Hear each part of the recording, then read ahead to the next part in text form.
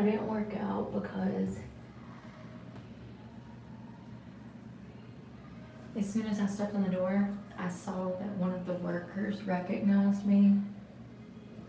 And I'm just trying to get in and get out because I have had issues at this Planet Fitness before. It wasn't anything bad, but it was one of those like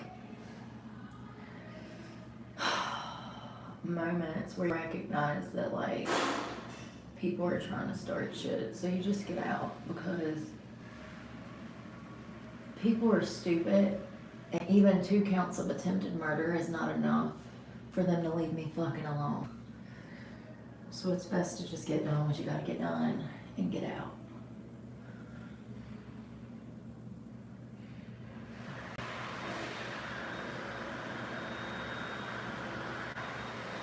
You know, I thought that by sharing my story, people would understand me better. I never expected this many people to feel some type of way about the fact. You know what I mean? Like, I can really tell people who are privileged over people who are not, because people who are not privileged understand me. They completely get me. Completely, utterly. They understand every single thing. But then you have people who have lived a very privileged life and they just bend over and take it. I feel like the richer you are, the more compliant you are, but that goes back to being, what do they call it? Being agreeable. I feel like agreeable people have more successes in life because they're more capable of taking it up the ass, so to speak. But that's also how we get people in positions of power. Like currently, that are bought and paid for.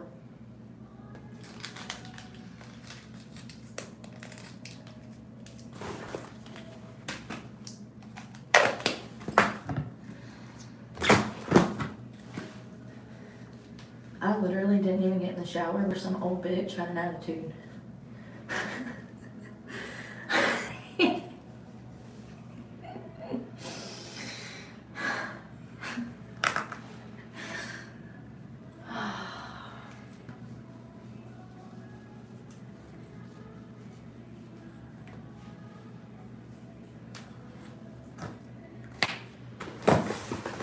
Easy greasy.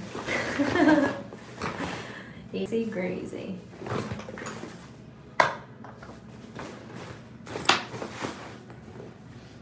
Yeah, so I walked in the door and I looked up and I see this guy staring at me, and then he starts smiling like this smirk, and I'm like, oh God, he recognizes me. And yeah, then I get up there to check in and get in the team in bed. And he's like talking to this girl. I gotta put these socks back on because it's the only ones I could bring in. He's talking to another Planet Fitness worker and they're like smiling. And he's like, as soon as I go to like, oh, I wasn't able to tan. That's right. I head to the locker room. And y'all, tell me why I'm so good at reading lips. My best friend was deaf in school, and so I learned American Sign Language, like I'm fluent. And you would think that that would find a job, but it won't. Anyways, because I know sign language, I can read lips. The amount of times that I've been able to look and see that people are having a conversation about me is ridiculous. The last time it happened was at the laundromat when that old man cussed me out because I wouldn't speak to him. Remember that? Remember I told you that his son came in first and tried to talk to me, and then the old man tried to talk to me? Before the old man tried me, he was sitting outside with the guy who I assumed was his son, and I saw him lean over to his father and mouth. He said, "She won't talk to me. I tried to speak to her and she told me that she doesn't talk to strangers." I saw that from their side profile sitting outside the laundromat. So I already knew what was going on because I had read their lips. And I knew that they were not there to do laundry. They had hunted me down off the internet and wanted, I guess he thought that I was going, you thought I was just going to be like, yeah, I'll take both of you. What the fuck is wrong with people? What did they think I was gonna say? Yeah, let's get married. Like, let's go behind this oak tree over here. And what did you think I was gonna say? You see my personality. You see that I'm by the book. I don't get people. What did you think I was gonna say? I know what. That's why the whole family showed up. It was an audition. That's why the whole family showed up. They were interviewing me for their family. Ain't that crazy? Absolutely, 100%. That's why the son came first, then the father, then the mother and the daughter in a pickup truck. None of which had their laundry until an hour after they arrived there. The daughter finally pulls up with a laundry basket. Oh, that's your excuse to stay. Where's that other phone?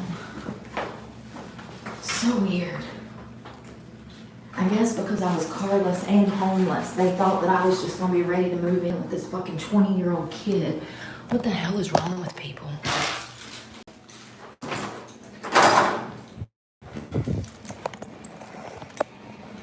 You know something else I was thinking about today?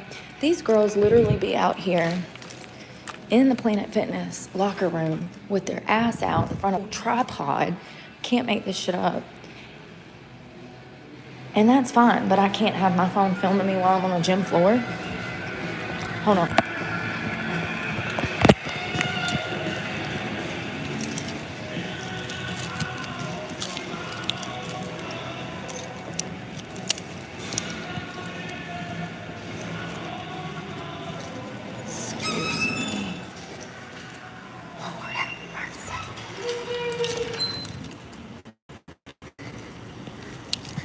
You know, I wish, never like that before COVID, you guys. There was always an answer from somebody. Always an answer from somebody. Not anymore. Nobody has a clue what's going on. Here is, so I wasn't able to tan because there hasn't been enough time, which is stupid. And I got this white stuff on my face. I forgot. It's acne medication. I'm just trying to prevent a breakout. I forgot that I had it on me. I just walked through Planet Fitness with it on my face. Oops.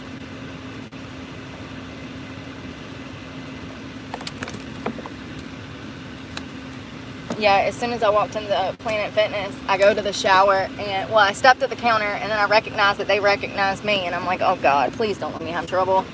Like, it's like, I guess that people, I don't know. I guess people are like,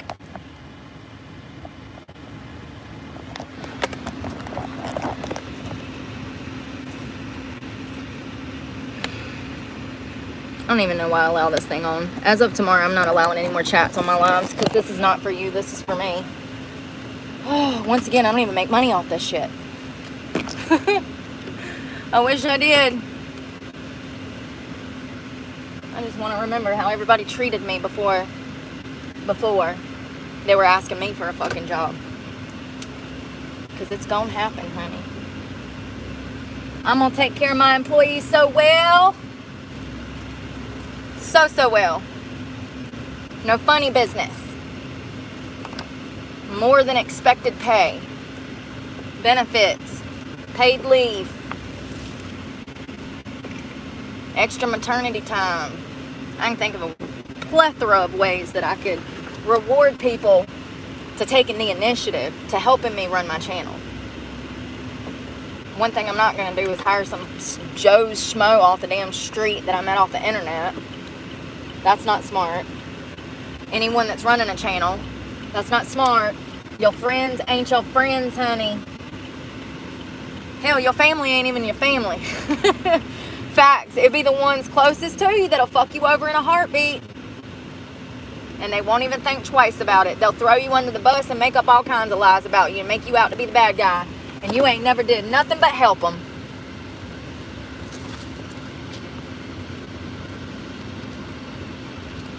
So I'm wondering how this Walmart in town feels about people staying over probably not well. This is a bougie fucking place. That's where you have your problems. I just find it crazy that Eden and Madison are turning that way. Wow. Damn. I guess this damn wokeness has stretched to every corner of America officially. I mean, think about Alabama and Kentucky and fucking Ohio and fucking think about all these fucking sanctuary cities that are just going to shit. Even those woke policies have reached the mountains of North Carolina.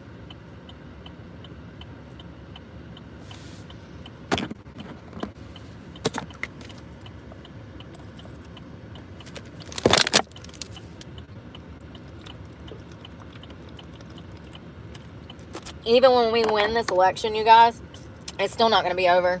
Because we have all of this upcoming generation that has now been brainwashed into feeling like they're fucking animals.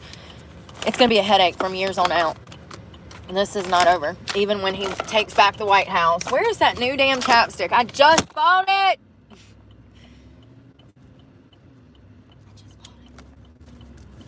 I can't keep up with nothing. My ADHD is a fucking ruining my day. Almost got sent away for slapping a heifer in the face at the Planet Fitness. I think I put it in my boat guide. Because I was planning to tan and I usually douse my freaking lips in it when I get into the tanning bed. All of a sudden, I'm not depressed anymore. I mean, I don't know. I just feel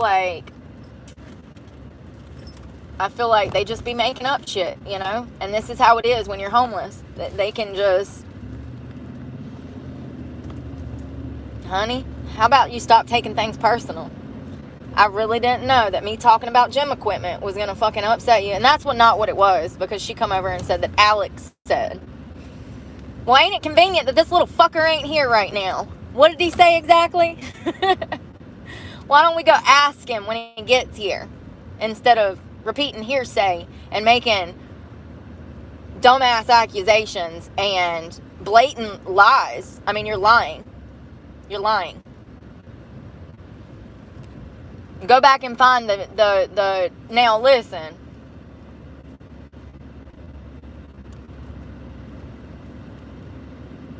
First of all, if you're a Planet Fitness worker and you've already set me off, then you deserve to get filmed. Because I literally do nothing wrong. Nothing. Nothing. So, if you're trying to pick a fight with me, it's either A, because you've seen my content, or B, because I'm homeless. So, pick your poison. I don't give a fuck. You deserve to be on camera so the whole world will know how you treat homeless people and or people that you just don't agree with. That makes you a child to behave like that. See, here's the thing. I knew long before I headed to the Asheville Mountains what type of people was over there. I knew that they were liberals. I knew that part of the reason they were in this fucking shit was because of the policies that they voted for. I don't give a fuck. If you think Kamala Harris is the best thing to ever walk this earth, I still don't want nothing bad to happen to you. And I'm not going to treat you different just because we believe in different shit. Because that's how adults behave. But see, we don't have adults on the scene anymore. We don't. They don't make them like us anymore, honey. Come on, honey. Well, I'm stopping because I'm not getting on them tracks. Don't go on.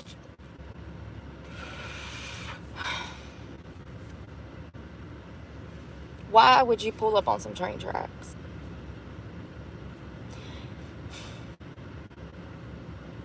They don't act like that no more. The majority of these businesses, they're being ran by fucking children who have no morals and values. They don't even know what's right. They were never taught what's right.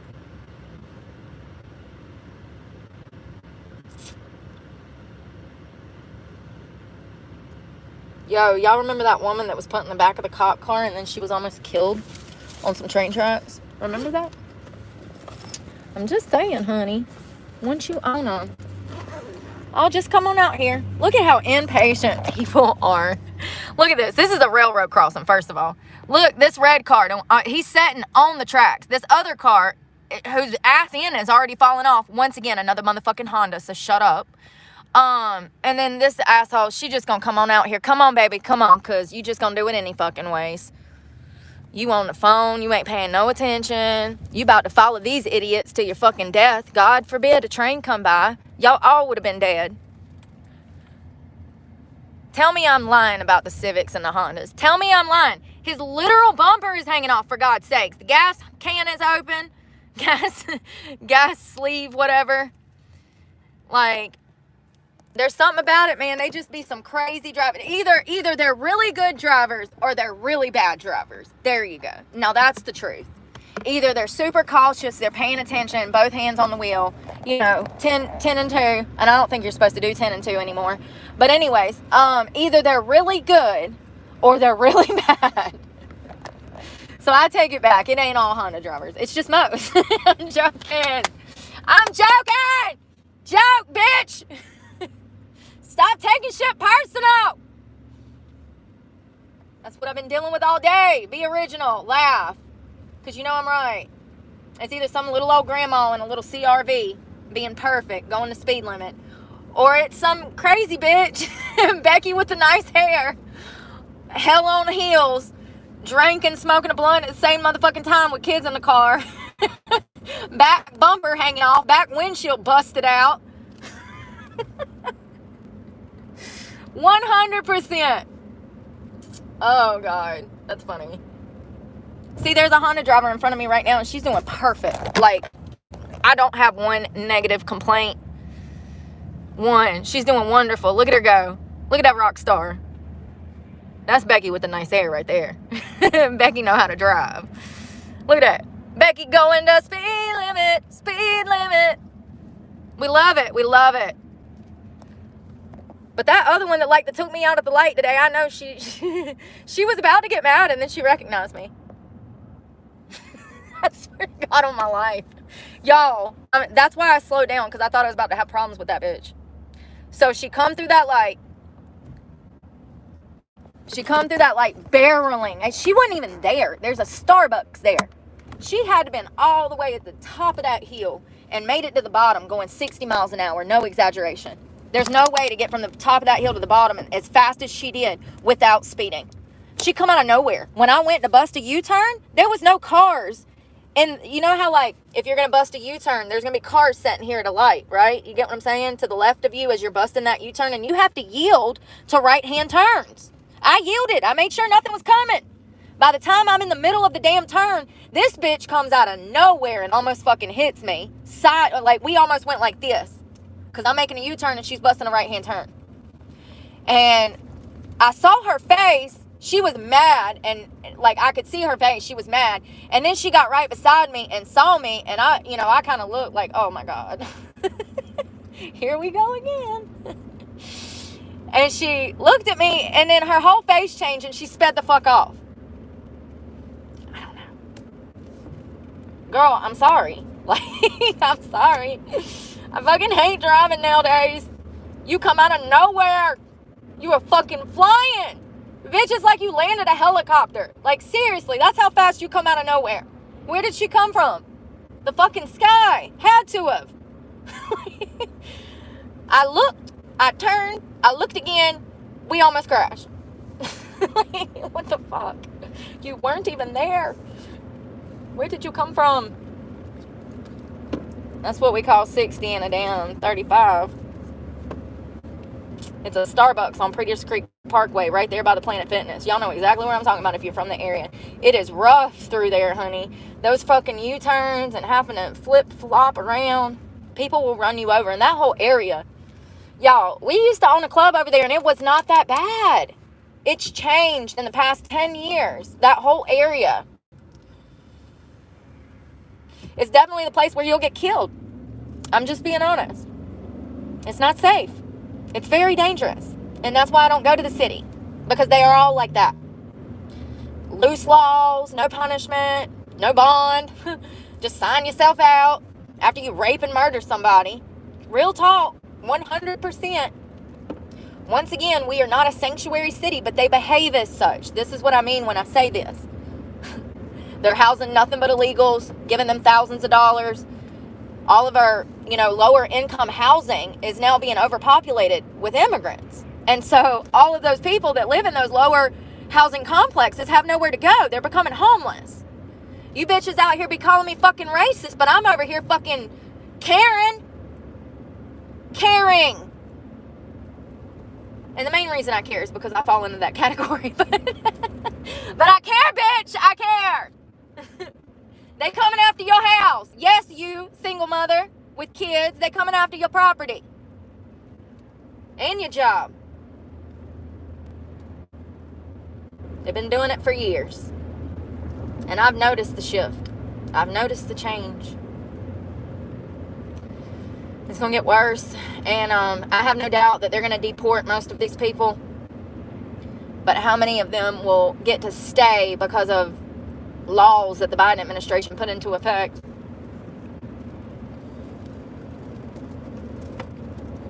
A lot of them are going to be like grandfathered in some manner, which is fine. Here's the issue.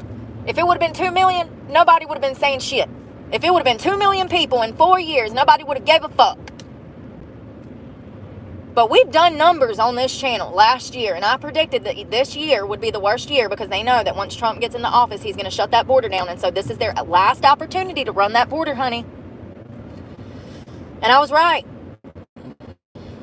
But also, we added up around 11 million. Trump, the extended stay on Big Tree Way, that place is a shithole. It's dangerous as hell.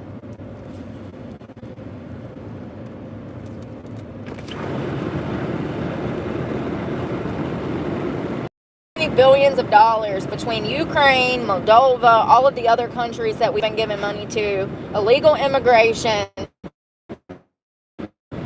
sex operations. You know that they were trying to funnel sex operations through the government, right? $70,000 sex operations. They were trying to set it up for certain, prison, people in prison! I forgot. It was people in prison, inmates in prison. Kamala Harris was fighting for them to be able to have sex changes in prison and to use government funds to do it. Go look that shit up. You can't make this shit up. Yes, sir, she did. She said every inmate should have the right to a sex change if they want it while behind bars. The fuck you say, Brenda? You gonna pay for that? You gonna pay for that? Well, we got families out here that can't even buy groceries. You gonna pay for that? I don't see how anybody could vote for somebody like that. How can you look at her and not tell that she's evil? Think about that. Just supporting something to get the LGBT, because she's woke. And she's on that money train, and they're making billions of dollars off of young kids, gender reassignment surgeries. Billions. It's a $2.6 billion industry, and they're expecting that to grow by 2030, 30% or something. I can't remember the exact numbers, but we looked into that when I first started this channel. It's sickening. It's all about money. And they're also, in my opinion, it's multiple things. It's about the future of everybody's that. Here's what's crazy, and I don't know. How can I explain it? Is it because Hispanics historically vote Republican that they brought people that are primarily liberals from certain liberal countries? Think about it. Historically, even Catholicism, they're not going to vote for fucking abortion. They're not going to vote for children to be able to hurt themselves. That's crazy. It's ludicrous. Ask any true blood Hispanic that's working life. They're voting for Trump. It's not rocket science. So I'm wondering if maybe this mass influx of illegal immigrants from certain places, Haiti, Somalia, I wonder if that has to do with their change and bringing certain different demographics here. I don't know. It sounds logical. It's more probable than not. I was surprised to see exactly how many Hispanics voted for Trump back in 2016. Every immigrant that I know that is over 50 years old, and I know quite a bit, all of them are voting for Trump. They would never vote for Kamala. I know people from Syria. I know people from Lebanon. I know people from the Dominican Republic. I know people from Togo, Congo. I know people from all over the world that are now American citizens that immigrated here the legal way to open up businesses, and all of them own businesses, and all of them have children that are respectable and were raised right. Huge difference from American children, might I add. Not all, but a lot. And they're voting for Trump. They're God-fearing people who it every day in my everyday life because I talk about these things, and people hunt me out personally to try to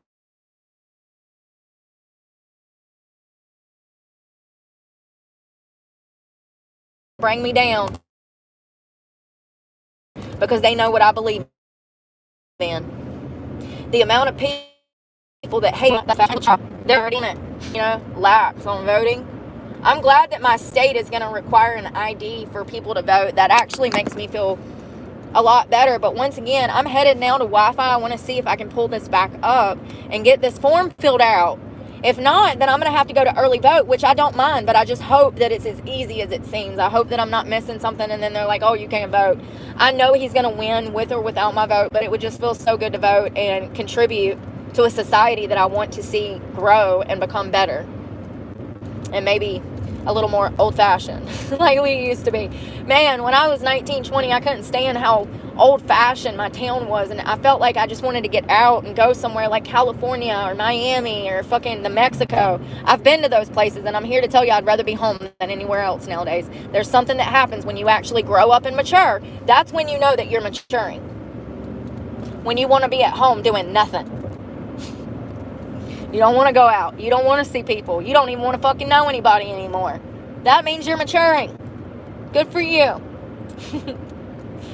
Good. You're making progress. Because them ain't your friends anyways, honey. You don't need them people. They don't need you.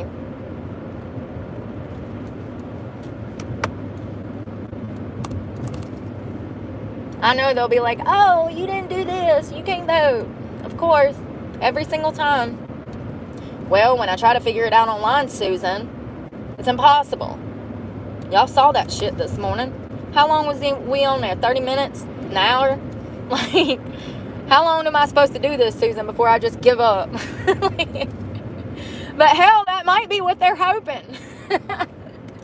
Then they might be like, oh, she's a Republican, we don't want her voting. And I don't remember ever registering as a Republican. I think I'm registered as a Democrat. I have registered before, but I never went to vote. And I was registered as a dummy.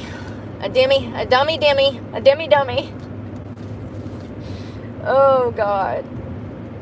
That, you know what's crazy, though? You know where I learned all of these ludicrous beliefs?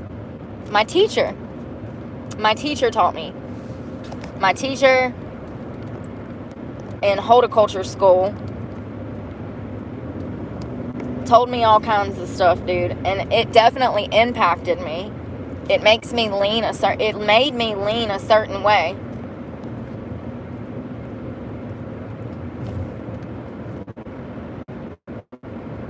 My teacher. So I've personally had a teacher influence me in a certain manner when it comes to political things. I've personally experienced that. Oh, we're coming to a stop. I'm gonna crash.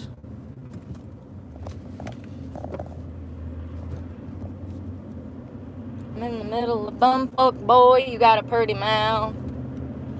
You got a pretty mouth, boy.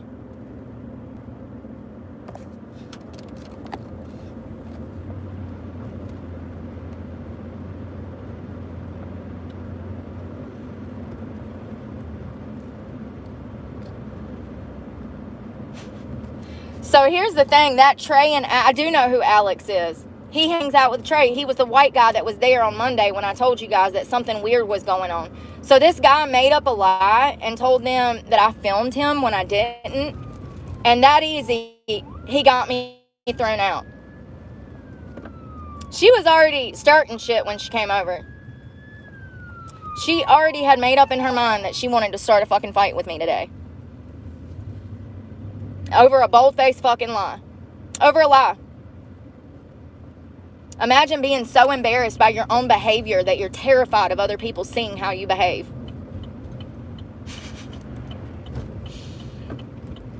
I know exactly who she's talking about now. He's a white guy with light brown hair. He's kind of taller and skinny. And he was hanging out with the gay guy that I told y'all about. That was usually nice to me up until like 2 weeks ago. All of a sudden there was this weird vibe. I really noticed it this week, but also last week I noticed this gay guy was like being funny towards me. Like, imagine being so ashamed of your behavior that you're over here worried if people are filming you. I never filmed the guy. Never filmed him. And if I did, I have every legal right to do so. That's the kicker. When you are out in public, you are subject to being recorded. And you are. You are recorded everywhere you go. Everything you do, it's being recorded. Hate to break it to you.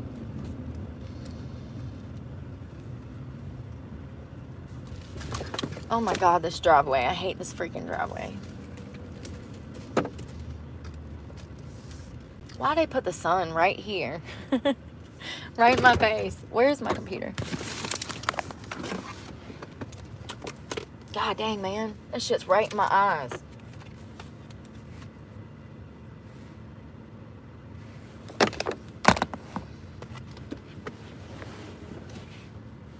Okay, I locked my doors.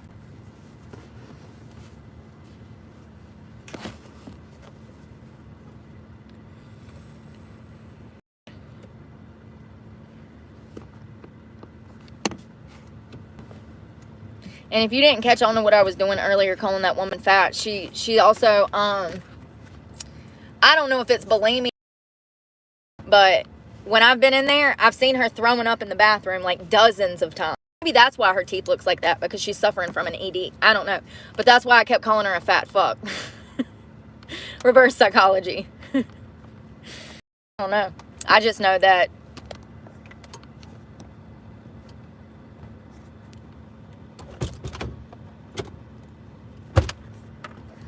ooh, I hooked on the Wi-Fi. I just know that she went about things the complete wrong way. Everything, every step she did, everything she said was completely wrong for a person in her position. Plain and simple.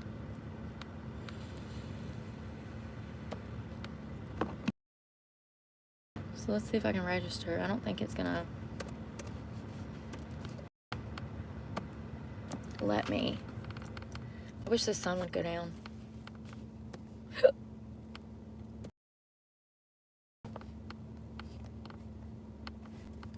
And see, they were already mad because I went and joined their little club. Remember when I pointed out that that woman was on drugs? That started problems. Clearly. And I told you guys that they were being weird to me. The girl that was high and then the guy asked for my number. They're just weird. I think it's because they're on drugs and they know that I know. And so they're just super sketchy now. I stayed the hell away from them.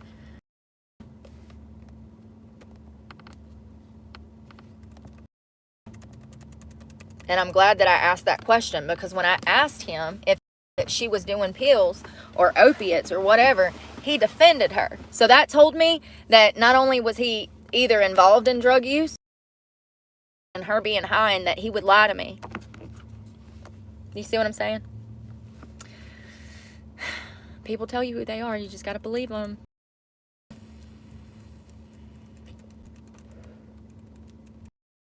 Complete your registration. No. I hate technology. Okay, launch the online voter registration. Yeah, please. That's what I've been trying to do for like 5 minutes.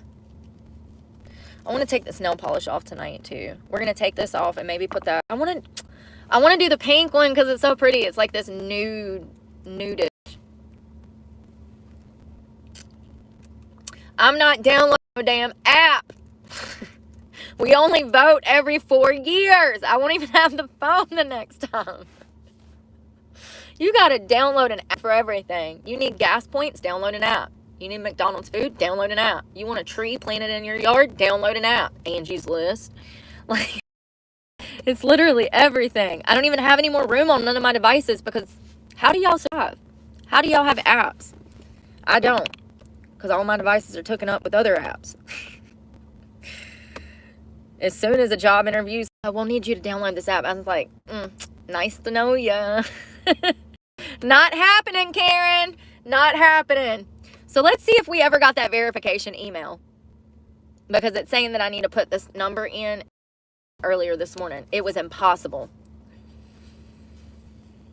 Those are from earlier.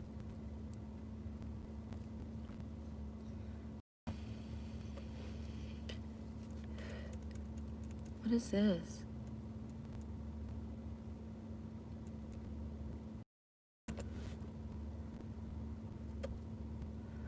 I don't understand what this is. Planet Fit Me sent me something. It says, Dear Brooke, attach you a copy of your document. If you have any questions, please contact us. There's no document attached. What the fuck are they talking about?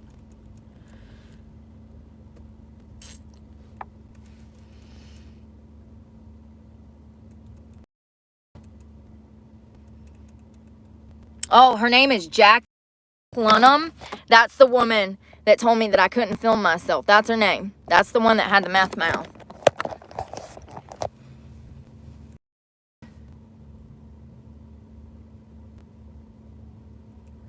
I don't even know what this is. It doesn't say what it is.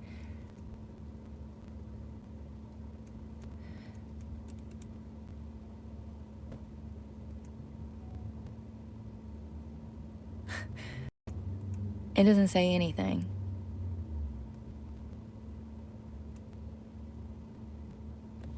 I don't know what this is.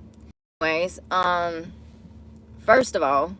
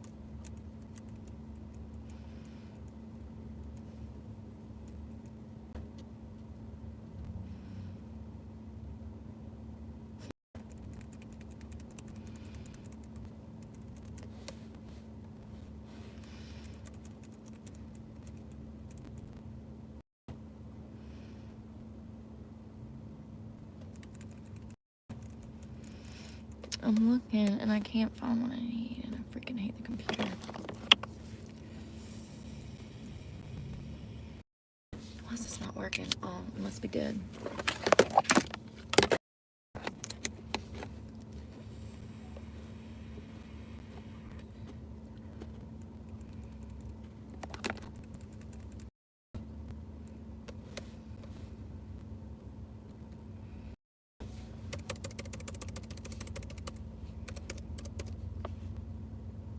So they do have a corporate office that I'll call on Monday and talk to somebody over the situation.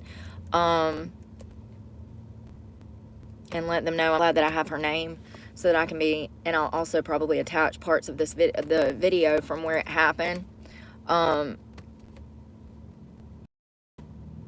It's just like every day another person wants to start fucking drama with me. And most of the time it's lies like this. It's blatant lies. There's no policy stating that I can't film myself. Why have they not stopped me the thousands of times that we filmed in there? Why locker room with their asshole hanging out, shooting for fucking OnlyFans. I never say shit. I mind my fucking business. It's because I'm homeless, and it's because I stayed in my car out there for over 12 hours. Remember, I told you guys that I was depressed and I went to bed? Well, I didn't leave the car for hours, half a day. I went to sleep, and I woke up the next day and finally got out at 10 o'clock. But I was in the parking lot for almost a full 24 hours, and that's why this happened. Also, Alex, whoever, you know, this piece of shit, yeah, I have no doubt he probably felt like I was filming him, but I never filmed him. And if I did, I would love to know. Please go find the video so I can stand corrected, you know what I mean? Photographer, professional photographer, freelance produced. Tampa, I'm not going to Tampa. Sports photographer, sports videographer, art student assistant, real estate photographer. Why are all these photographers? What's going on in the damn manufacturing assistant? Signs, Insight, Tampa. They still have not sent me an information code on this email verification thing to register. Look, how much of this is, so you hit resend. Let's go to my email. These two that you're going to see are from earlier this morning. Those are from earlier this morning. Remember when we were trying to do this and it wouldn't let me do it? So this is what happens when you're trying to register in the state of North Carolina to vote. After the damn day I've had, I'm ready to pull my fucking hair out, you guys. I might need to go somewhere. Seriously, I might need to just take the fuck off and get the fuck out of town where nobody knows me, because too many people here are trying to cause me to go back to jail. And why today they're picking, of all days, you know, was it that I was talking about the shitty gym equipment? Whose fucking business is that but mine? I'm allowed to say whatever the fuck I want, Karen. And I'll let them know that when I call them all day. Please terminate the fucking contract. Do me a fucking favor. You're robbing me. They have gyms everywhere. Everywhere.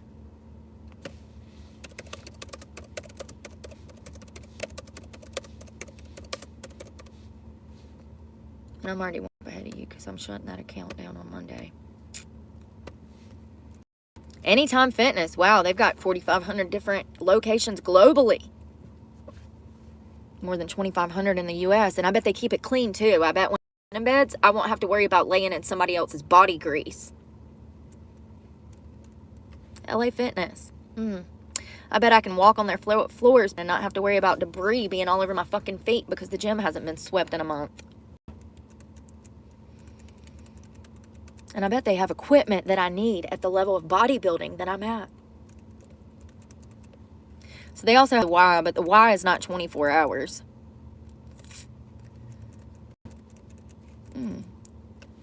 Also Gold's Gym.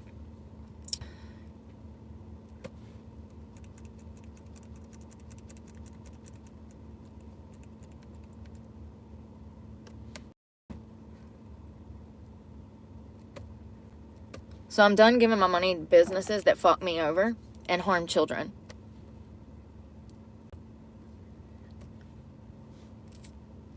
Planet Fitness and First Citizens can go eat dicks.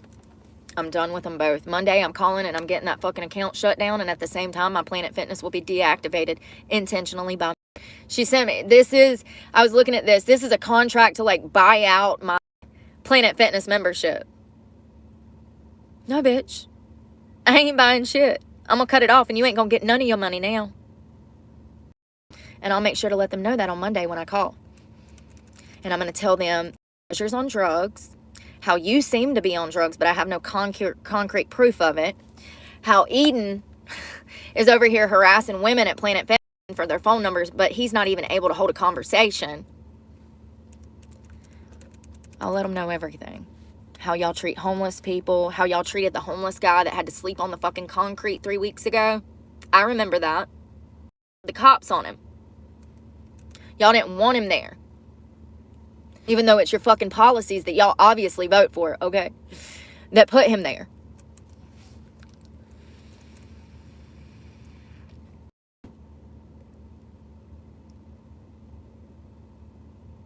Hold on one second. This email verification, they still ain't sent me a code. So I guess it ain't working, you guys. Like, I guess I can't register last day because it's not sending me a code. Look. That's still the same 2 from this morning. And if I try to put one of those numbers, it's not going to accept it. Let me try it anyways. 14.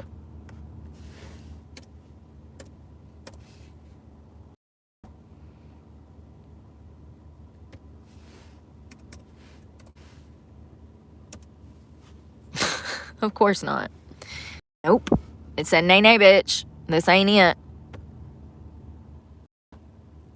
If you need help with this process, please reach out. Get help at Pay It Support.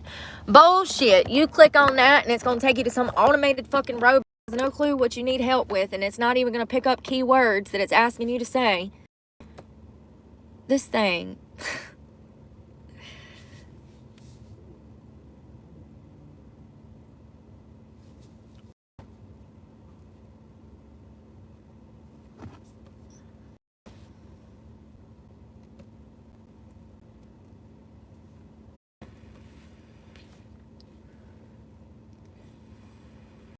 I'm kind of glad that this is coming to an end with Planet Fitness.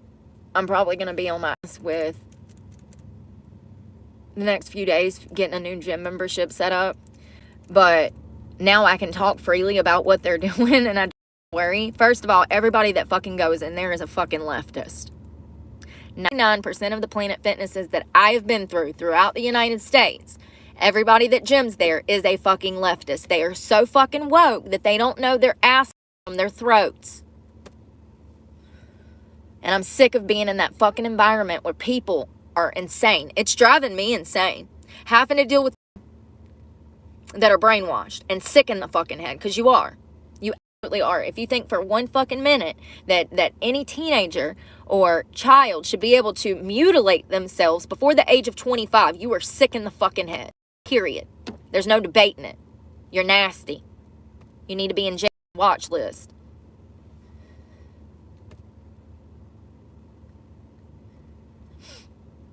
Or is it that you're not smart enough to know what you're even pulling for? Because I think that's the case. I don't think the general public realize that when they're a Democrat, what they're really standing for. A lot of these people out here don't even know what's going on in the mainstream media and news. I've done sent this code 5 times and it's not popping up.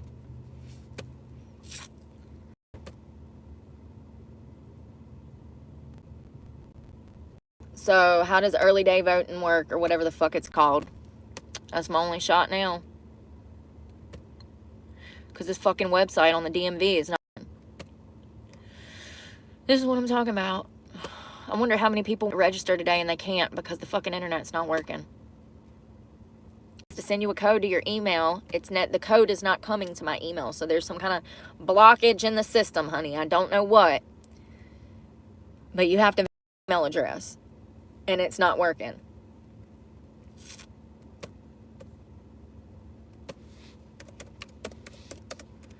Hold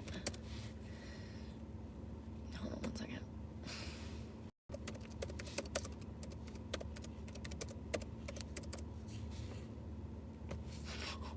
Jesus Christ, you guys. Let's read some of these because this was an accident and it's going to be good.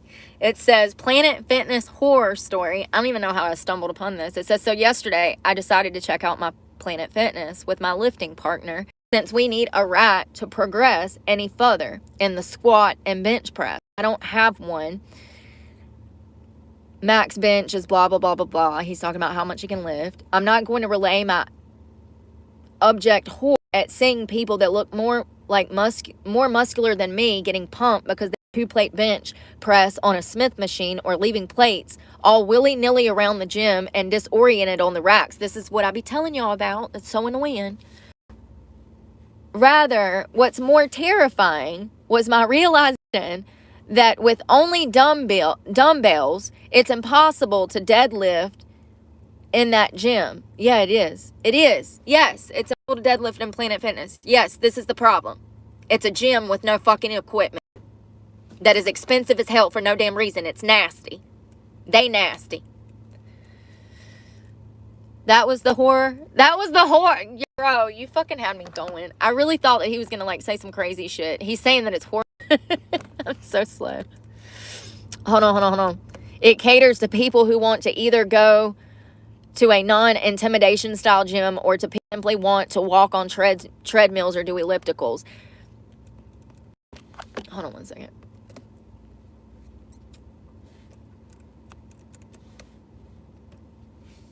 Planet Fitness markets itself as a judgment-free zone.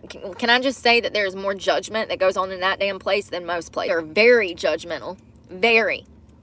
Look at all the problems I've had since I become homeless. Look at all the gyms they've tried to run me off from when I'm a member. When I come in there and actually work my ass off. That's what they hate. They hate. I'm typically one of the only female bodybuilders in the gym. That's what they hate. It says, so it says, here's what you need to know about Planet Fitness. This is a Planet Fitness nightmare. This was written a few years back. Planet Fitness, the people who don't really want to get in shape, owned by people who can't really afford the members to be there. Jesus. A survey of over 20 different Planet Fitness locations in 12 different states. They provide no nutritional guidance. They do, however, supply candy and pizza. Planet Fitness seems to promise that health and fitness will ultimately be comfortable and not involve any real effort. Planet Fitness is a big purple-colored adult daycare marketed to people afraid to go to an actual gym. Oh, damn. I'm embarrassed to say I was ever a member. This person's done put me to shame. Many Planet Fitness members do want to make progress, of course, but the gym's own rules and operating guidelines seem to dissuade that.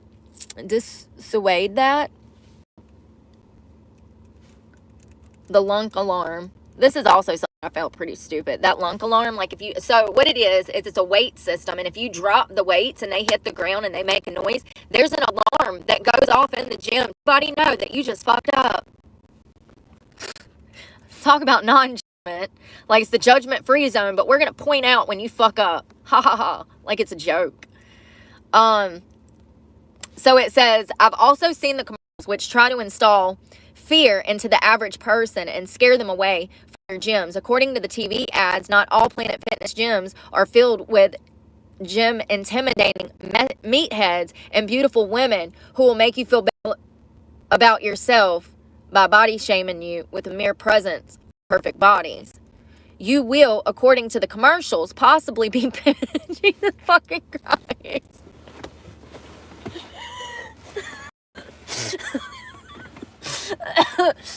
I'm gonna pee my pants. My pants. We can't go to Planet Fitness. Don't pee your pants. You will, according to the commercials, possibly be prison raped in the locker room and bullied by big scary bodybuilders from the 90s. What the fuck is going on? Whoever wrote this is brilliant. Oh my God. Person is going on an investigation. He hears mixed reviews on Planet Fitness and he wants to know what's going down. So he decided to investigate Planet Fitness and visit.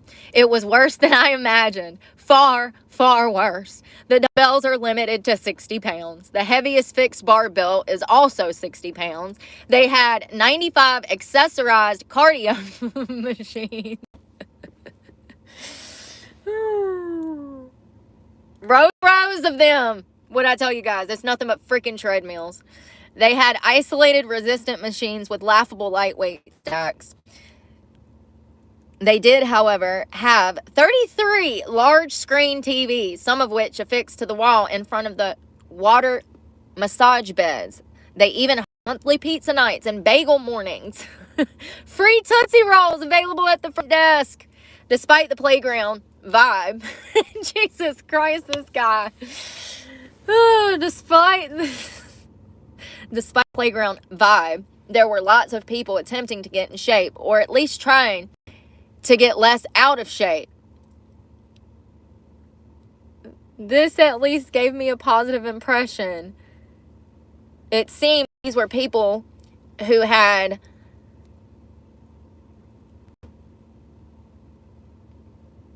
I don't get it. It seemed that these people were people who had they not found this unthreatening place might otherwise not be, oh, if they wouldn't have found this unthreatening place, otherwise not be exercising at all. He's saying that their whole, we're inclusive, come here, don't feel out of place, this is a judgment zone, nobody's judging you, and he's saying that if it were not for that vibe, they might not be exercising at all. A deeper look revealed a rather devious reality hidden just underneath the surface. Planet Methadone? What? Shut the front door. What am I reading? Who is this from? This is the Nation Content Article's opinion. It looks like it's from overseas or something. It's not, some of the words are not even in English. And the section on Big Farm, we should read that next. This is great. Planet Fitness seems to represent a sort of fitness methadone concept. It looks like the real thing, and it kind of sort of feels like the real thing, but it's not the real thing at all. It's a fascinating place where getting people into shape simply isn't the primary goal. In this regard, Planet Fitness turns to the very idea of a gym completely on its head. A typical gym generally represents a linear progress. That is, you go there to improve physically, but no doubt there are people who started before you. Who have more experience, eat a healthier diet, or have great genetics. So there you are, likely going to be meet folks who are in better shape and some who are in worse shape than you. Whether you're comfortable with that or not, it's generally understood, though, that people are at the gym to improve physically. I stepped into my gym, a pudgy 17-year-old weak child. It was filled with bouncers, cops, athletes, serious bodybuilders, and an assortment of meatheads of all kinds. It was intimidating. The old metal dumbbells went up to 200 pounds. And he said they don't even have them up to 60 nowadays. It had a reputation for having the most weight, strongest members, and that's exactly why I joined. Yes, assholes weren't a rarity, yet in the few years I went there, the owner and most of the bigger, stronger guys taught me and motivated me through, yes, exactly, enough to get bigger and stronger and in better shape than I could have ever imagined. And that's what it's supposed to be. It's supposed to be a community of people. I don't feel that when I go there. When I go there, I've got old men that I'm trying to freaking cockblock, and I got old bitches that are all up in my business. Jealous. Where's this gym at? I want the old gym. He's talking about there was a community of people that would come all work together and they would motivate each other, and there was no pettiness, there was no childishness. Yes, there were a few assholes, but you learn to steer clear of those people. Not the whole gym is an asshole. Nowadays you go in these places and they're all assholes. Hell, you slip and fall in a convenience store and everybody cuts you out. Really happened. It's all on camera. This would have never happened at Planet, hold on. This would never have happened at Fitness. Amen, my brother. Amen. There is no unity there. It simply wouldn't have allowed any of my youthful aspirations to be met. The impulse might be to cut Planet Fitness some slack and label the gym a training wheels gym. Not for $30. Not for $30. A trainee would learn enough about training to feel confident enough in his own abilities to join a real gym. That's where we're at, folks. I was thinking I'd get a cell phone before I change memberships, but it looks like we're going to change memberships, honey. This is ridiculous. But it's kind of like, I feel like I'm beating a dead horse going into these places, the way that they treat me, the way that they discriminate against me, the way that they treat me. I'm sick of it. There's been times that I've showed up 30 minutes before the doors are going to close and they won't let me use the bathroom. They've already locked, but they don't close till 11 or 9 o'clock, and I got there at 10:30 or 9:30. Do you see what I'm saying? It's like blatantly that they're being petty towards me, just like the guy wouldn't let me use the bathroom at the Walmart the other day. And seeing some girl's content online and disagreeing with her and her so much that you try to prevent her from using the bathroom. And I'm here to tell you that there are people like that walking amongst us every single where you go, honey. There's Karens everywhere and Kevins. Oddly, though, it seems to be Planet policy to purposely blunt and highly discourage this natural progression of less fit to more fit. That's exactly what they've done. They're saying it's okay. You can live the lifestyle. Just make sure you pay for this membership and come in here once a week. This discouragement is oppressive and persuasive throughout the establishment. Amen, brother. As far as proven and effective training methods and environment within which to practice them, there's far too much about Planet Fitness to critique. Consider the famous no grunting rule. What is grunting exactly? Grunting is like, ugh, ugh. It implies that to some degree, the maneuver has been incorporated to, it's saying, you make these noises, you're grunting when you're escaping air is escaping out of the lungs during physical exertion peaks. It's actually quite natural. Moving really heavy furniture up steps. Now, physical improvement inherently involves continuing physical adaptations. The body adapts, so you must keep increasing and changing the stimuli for adaptations to continue. This is why I tell you guys that when you're doing your glute workouts, you got to do like 3 or 4 different kind of moves, because you need different kinds of moves to hit spots. And this is what this is saying. This is saying that Planet Fitness takes no initiative to get their members actively involved in their health. They don't do anything as far as, even helping them critique their diet or helping them with those things, and that they absolutely should. They created this environment where no one is actually worried about working out. And for someone who has worked their ass off to get the body that she has, it aggravates me to go into a public place like this and be ridiculed and picked on because I've taken care of myself. And I absolutely get bullied by adults that don't look like me. And I know that it has nothing to do with me. It's all about them, their self. This is also why, in trying to create these vital new adaptations, they will test their limits with both added resistance and additional reps. Testing limits can naturally lead to the point of muscular failure. A weight is occasionally dropped involuntarily. This is one of the reasons why most gyms have rubber floors or rubber-coated weights. Yet, like grunting, dropping weights is also highly prohibited at Planet Fitness. It's a gym, bro. It's happened. So to disallow natural expressions of effort is to disallow the new adaptations to get physically better. These prohibitations present a minor problem for people trying to build muscle, burn fat, and get stronger at the gym. In fact, make it almost impossible. He's saying because of their policies, real bodybuilders can't even grunt in the gym.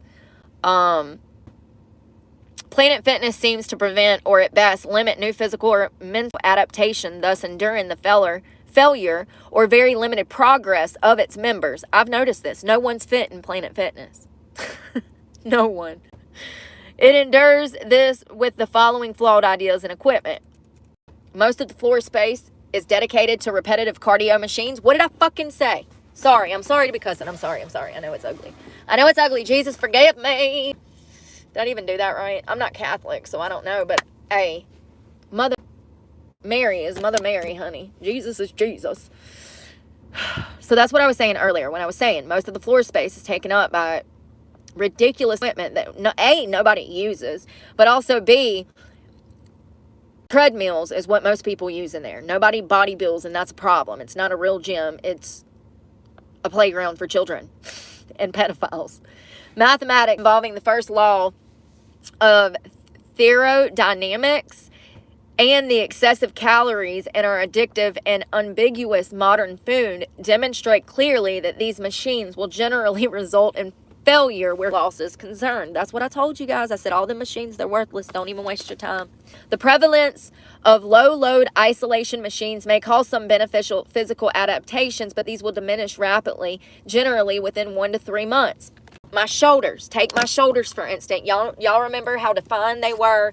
They were really defined, and they were really perfect, and even my pecs back here look really good. Remember? How many months? It's been about 6 weeks since I've been able to do an upper body work, and you can see the difference. I'm getting plumper again. My muscle is not defined, and that's what he's saying. And those are the machines that I use. It is the shoulder press. So that is a temporary, I'm not building muscle, I'm actually just defining with that machine, and that's what he's in here. He's saying that there's not much benefit to a lot of the machines that they have. And generally, within a month or 3 months, the adaptations that you've made to your body, if you quit using that machine, they'll disappear because you're not actually growing muscle.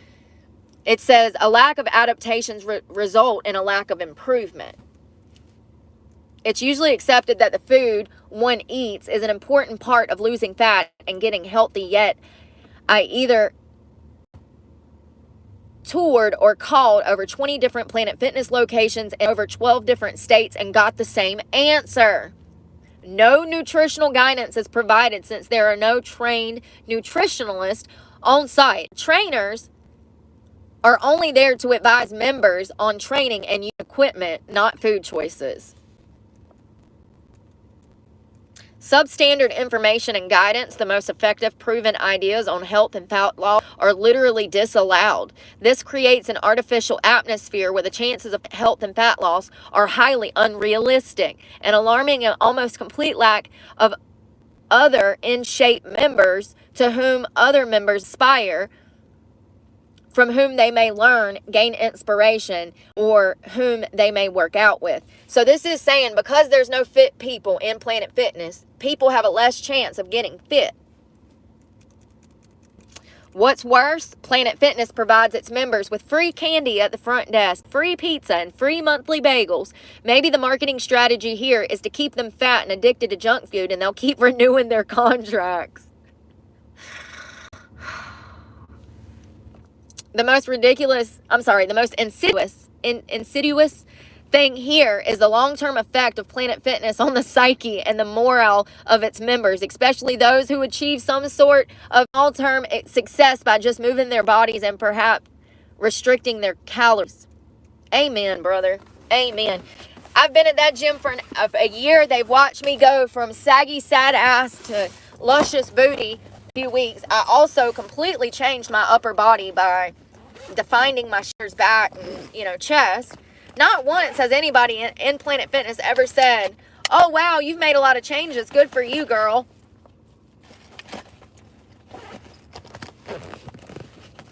But they saw me 2-3 years ago when I weighed damn 200 pounds. I'm looking for chapstick. I don't know where it could have went. That pink one. Probably dropped it on the fucking floor along with my keys. Bitch all in my face. I can't even get my shit together. Imagine being so pathetic. You're trying to get a rise out of somebody that's already stabbed 2 motherfuckers. Stupid. You can't fix stupid. It says, without permanent methods that are get to the root of the problem, these gains will generally, and for the most part, disappear. A sort of learned helplessness will occur for these poor members who have shown up and worked out, yet end up right back in the same physical predicament. I agree.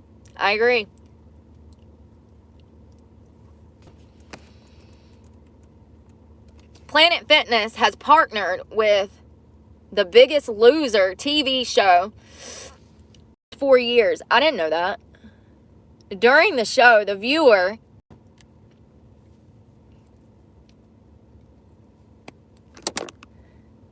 is inundated with ultra commercials for Planet Fitness. Ironically, many of the more effective training methods the trainers use on The Biggest Loser would set the lunk alarm and get you kicked out of an actual Planet Fitness. He's saying the stuff that happened on the show is nothing like real life. Wonder how many people have joined Planet Fitness and then realized that they aren't allowed to train the same way as the contestants on The Biggest Loser.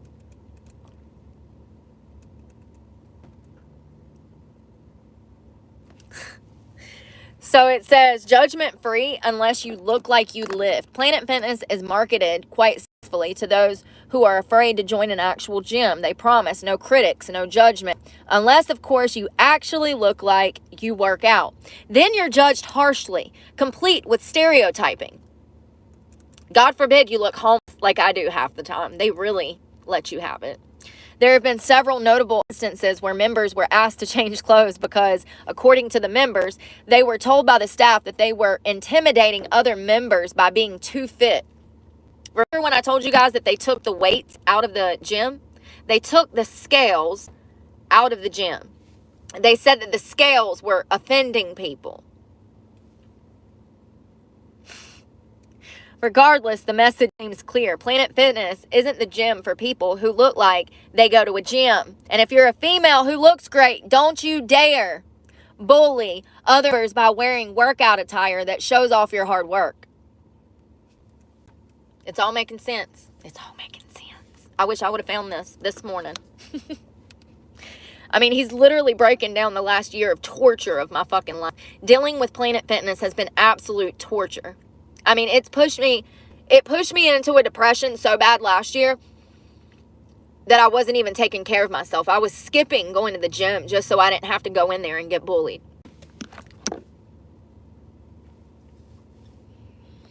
My experience with Planet Fitness reminded me of what I believe success for a gym should rarely represent. A successful gym should solve the diet, fitness, and health problem members. Aside from the cleanliness, friendly staff, and a reasonable price, this can be accomplished by following 2 rules. Number 1, use only the best validated information and equipment that will deliver optimal health, fat loss, muscle in the most efficient ways possible. Amen.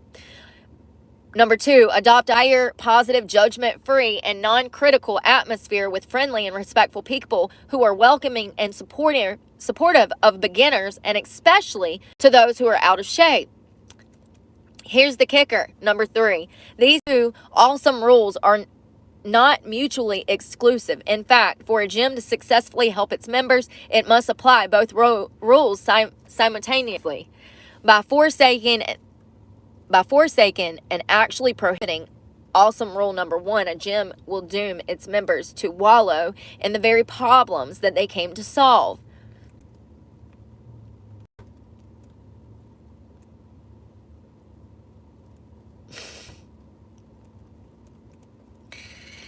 So he says, Planet Fitness has also proved an almost impossibly low membership rate, making it economically accessible to almost anyone. Unfortunately, all of that positive stuff is rendered relatively useless if any real substance has been completely discarded with extreme prejudice. It's interesting to take a closer look at that incredibly $10 a month Planet Fitness base membership, and it's actually $27 now. Consider that the average cost of a gym membership is $55 a month, and that approximately 67% of people with gym memberships never use them. If, as studies show, the average membership in a typical gym or health club is 1,600 members, all things being equal and given the same average attendance rate, a Planet Fitness would need to have roughly 5.5 times the number of members of a typical club just to attain the average industry gym revenue. That would require a minimum, of 9,000 members a month. So they're not making shit, and then they already damn tanked $400 million. And this was back when their memberships were $10. So this has been a while, and I would love for him to do an updated, a revised version. I would love for him to go and do that over after COVID. You know what I mean? Planet Fitness gym attendance would likely swell to the point of severe overcrowding if even the paltry, I hope that's the right word, 33% average number of members showed up regularly. Further, with the $10 monthly membership rate, any profit would turn to severe loss if a number of members did show up with any regularity, and a total membership counts had to be restricted. Indeed, this business model seems highly dependent on the vast majority of members not showing up at the gym with any frequency, if at all. It seems obvious that certain microeconomic and psychological idiosyncrasies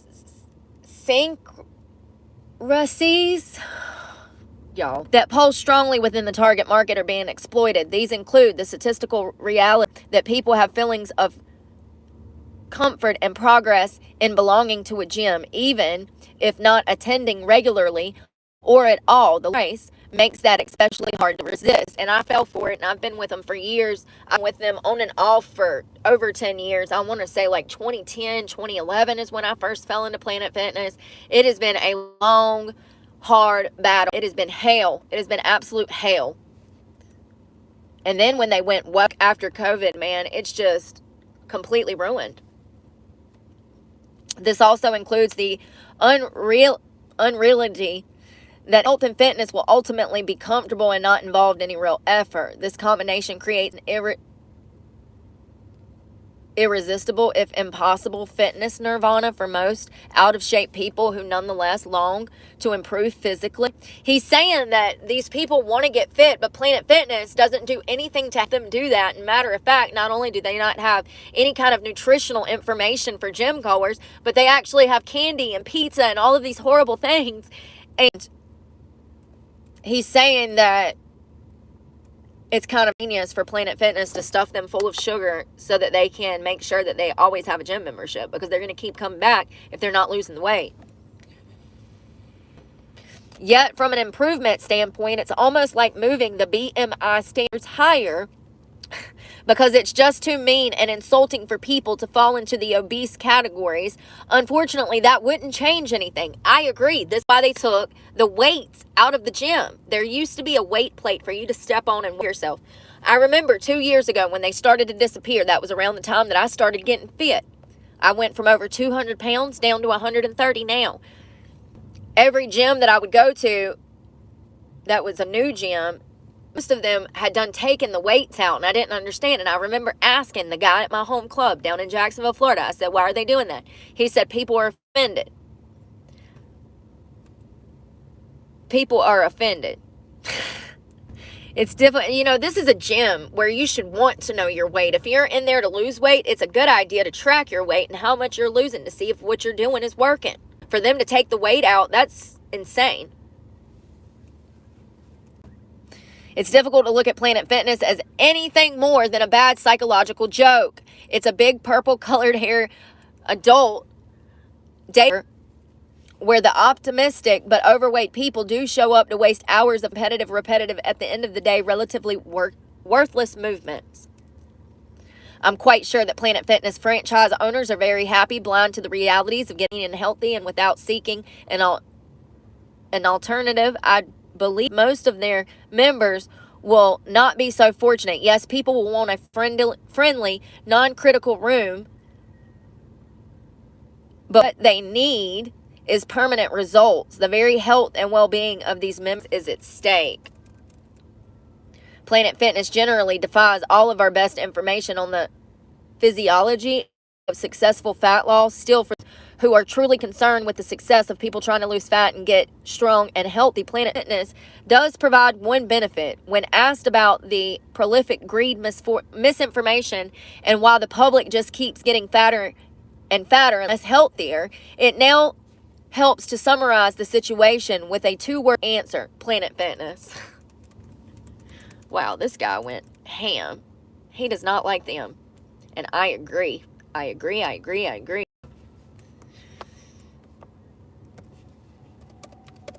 gotta pee.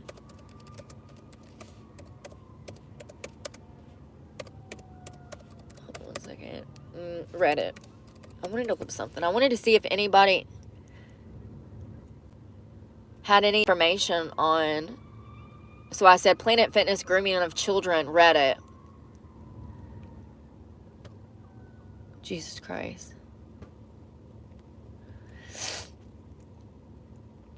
One took a picture of a trans person in the bathroom and posted it to social media, complaining Planet Fitness banned the poster. Libs of TikTok reported the story, and the usual people who follow that account spreading hate and bomb threats, kind of like how they do with whoever of TikTok posts that day of the week. Also, he said also throwing people complaining about transgender policy. Yeah, it's not right, Kevin. What's your freaking name?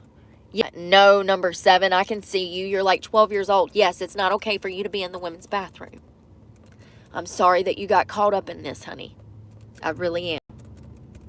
You know, and that's the truth. These kids are the ones that are suffering from all of this bullshit, all of this LGBTQ plus bullshit, because that's what it is. All these poor kids got mixed up in this, and now half of them, damn, think they're animals. The other half have done cut their tits off. A good portion of them are fucking medications that are making them go crazy and gain weight, and they don't even have control over their damn bodies or minds anymore. So sad.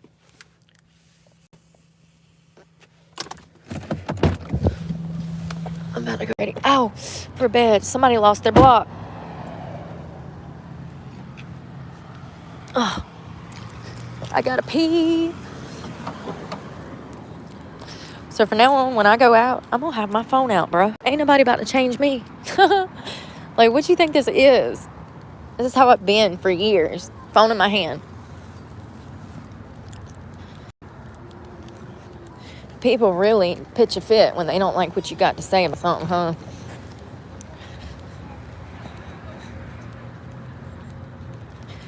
So that lady's probably trying to end my gym membership. I don't know what that paperwork is. The only thing that I can think of is that, man, she wants to terminate my membership, which is fine.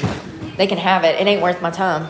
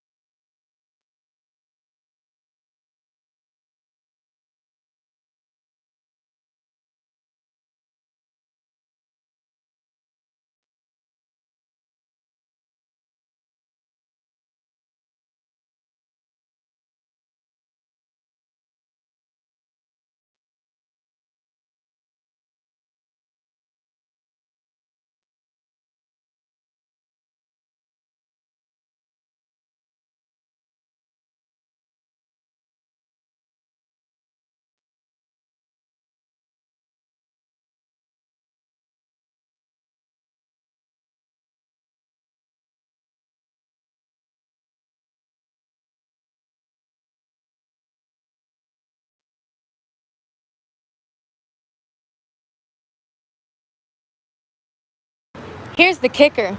If that manager would have came over to me today and said, hey, one of the workers feel like you were filming him, I would have simply explained that I wouldn't. But if she would have asked me to stop filming in there, I would have. If she would have came over and asked me nicely and not demanded and told me that I was breaking policy and lied to my fucking face. See, that's where you fucked up. You went into that endeavor with dirty ass hands because you're a dirty ass sneaky bitch that don't deserve to be in your position. You don't even deserve that Planet Fitness paycheck because you're a two-faced bitch and you're a liar. You bold-faced lie. People are like, why you get so angry? Because I don't behave that way. I would never lie on somebody like that. Never. Ever have I ever. Never have I ever. Nor would I ever. So if she would have come over and asked me nicely, I would have said, fine, sure, yeah. I didn't, but yeah, sure. That ain't what she did. She immediately went to the defense and wanted to fucking fight. So, okay, bitch. People are just not, man, they're not right. And I'm coming to see that when people have seen my stuff and they think that I think I'm better than them, and it's not that. It's that they think that I'm better than them. And that's why they behave that way. They immediately go on the defense. I guess it's because I call everybody stupid. Well, don't act stupid and I won't have to call you stupid. I don't act stupid. I'm angry, but stupid. I do be stupid sometimes. Let's be honest. But not that dumb. Not dumb enough to fucking lie like that. By the way, I took the fucking shitty ass car people to ask if I could get 2 tires. He never even fucking texted me back. Probably because I wouldn't go on a date with him. Remember? That was the guy that wanted to take me out. And I told him no. Sorry. I'm about to go park my ass, jump on this Wi-Fi, pull up. But the sun won't go down. I've been waiting for like an hour. I've got job stuff to fill out. So I was supposed to have 3 interviews this afternoon. 2 of them didn't even contact me, and one of them sent me a text message from some number that I've never even seen before saying, oh, we're gonna have to postpone this till next week. No thank you, I'm good. You're wasting my fucking time anyways. I just find it crazy because these people that I was supposed to see today, they don't know anything about my criminal record. So this is them just flaking. This is what they do. You fill out 10 job applications, you might hear back from 1 or 2 of those. For every 10 job applications that you fill out, you might hear back from 1 or 2 of those jobs. They just ghost you. They just flake. I'm going straight. So come on, Karen. Come on, Karen. Oh my God, she's just gonna sit here. She's just sitting here. She's just sitting here. Bitch, you got the right of way. Oh my fucking God. Is this real life? Is this real fucking life? This bitch has been sitting here. She's got to go. There was no cars coming. Now there's cars coming because the bitch just sat there. She just fucking sat there. You got the right of way. It's a Honda. I just want to point out it's a Honda. I got to go straight, so I've got to wait. I don't know what the fuck she's doing.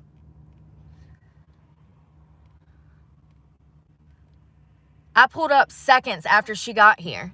Like, she was already sitting there when I pulled up. What a fucking idiot.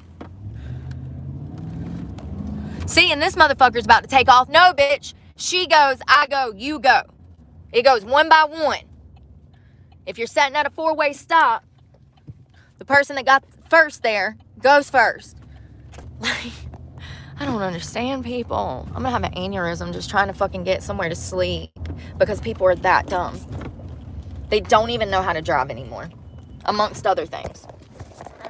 So if it's a four-way stop, whoever got to that stop first goes first. Then the second person that got there goes. Then the third, then the fourth. That's how it goes.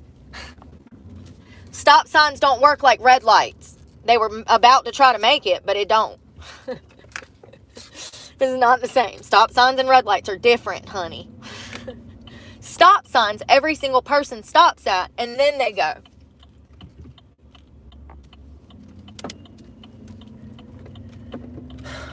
The car that was behind her was about to take off behind her like it was a red light, like it was a green light. Like they got a green light.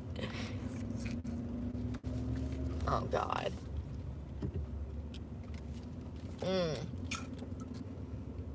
So these are the little shits that be out here stalking me at night, huh? Who would imagine that I would roll up?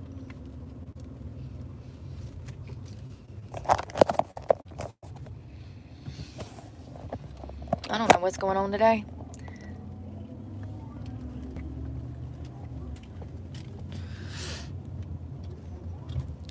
These are some of the kids that stalk me when I'm trying to sleep. There's 3 of them right there. They drew up those little cars that's got those loud fucking things on them. And they will come through here intentionally circling me to keep me up. Now imagine I wasn't in my right frame of mind. And I hadn't had sleep for a week. What a person might do to somebody like that for fucking with their sleep. We're going to go far, far away from the losers so we don't have no drama. Because they're obsessed with me. This whole fucking town. I mean, there's just young guys like that literally, y'all, hundreds by now of these interactions that I've had in the past year since I started the channel. And it's all guys between the age of like 18 and fucking 70. Imagine that many fucking weirdos. And they're everywhere. It doesn't matter where I go, to the gym, to the freaking, everywhere I go, it's just weirdos. I wonder if my phone will reach here for the Wi-Fi. Something I didn't tell y'all this morning was because I didn't want to talk about it, but last night when I stayed at Walmart in Eden, there was a group of people that rode around my truck parked right. It was 3 cars. First of all, I didn't want to get out of bed to see who it was because I have this happen quite a bit. But it was 3 cars, and 2 of them were parked on the side of me, and 1 was in front of me. And I know this because all of their engines sounded different, and they kept opening and slamming the doors. And they had like a boom box, and I could tell it was a boom box because it was moving around my truck.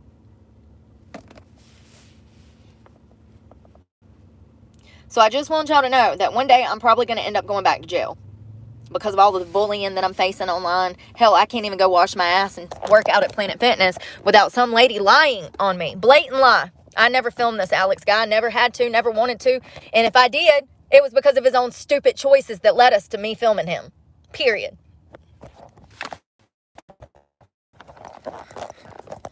But I didn't. But I can't even go work out without drama. Because people are worried about what I'm doing.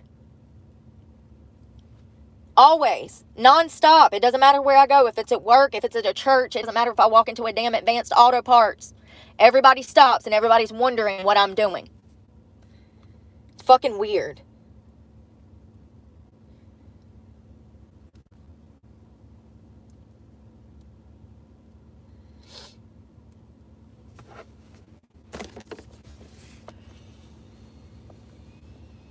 If I had $1 for every person that's in my business right now, I'd probably have 1 million. So it looks like this works. Let's see if I can get into my account. First Citizens. Let's see if it'll open. Most of the time it won't open. I probably need to get this stuff on my face for my face breaks out even more.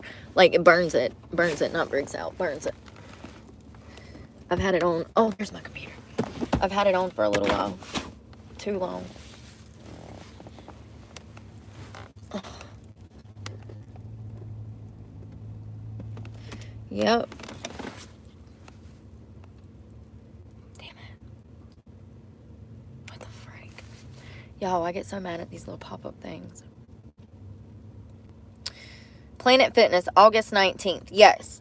So that was for last month. My Planet Fitness membership is right there. My Planet Fitness membership does not come out until the 19th. That lady at the bank was trying to confuse me. I'll never see that money. That money is gone. Somebody was saying, did I go by the bank and get my money? No, I didn't, because there's no way for me to get it. Because you see how I get treated by Planet Fitness members, because they assume that I'm filming one of their workers, which is a blatant fucking lie. And matter of fact, I've even took up for workers that I knew were on drugs.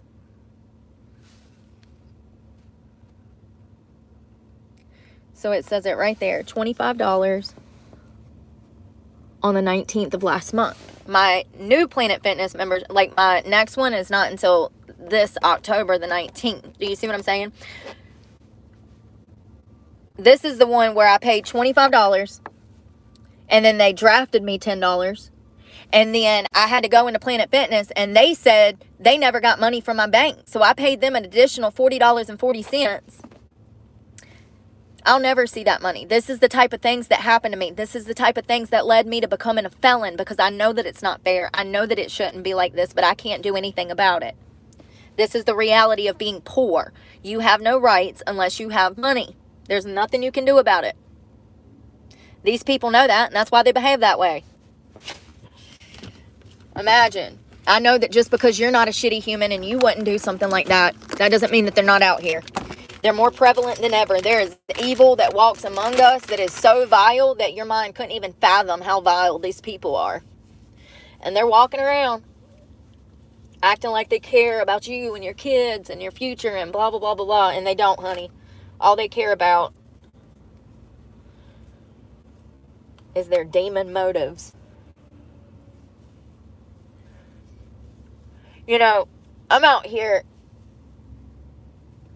talking about the economy, talking about how people can't pay rent, how people can't buy groceries, how people, you know, minimum wage hasn't been touched, how there's a housing shortage, all of these major problems that we have. I never once thought that trying to help these people, they would turn on me and treat me like this. But once again, stupid people don't even recognize they're stupid, honey. So these people, yeah, y'all saw what I had to deal with. They don't even know they're stupid. That's the sad part. At least me, I know. At least I'm aware. At least I'm aware. You know what I mean? A lot of people, they don't even recognize they're dumb as fuck. It's really sad. We'll pray for them. Because that's all we can do. Because Lord knows we can't whoop their asses. We'll go to jail. Even though it was a blatant lie. I could, and she knows I'm homeless. She knows I live out of my car.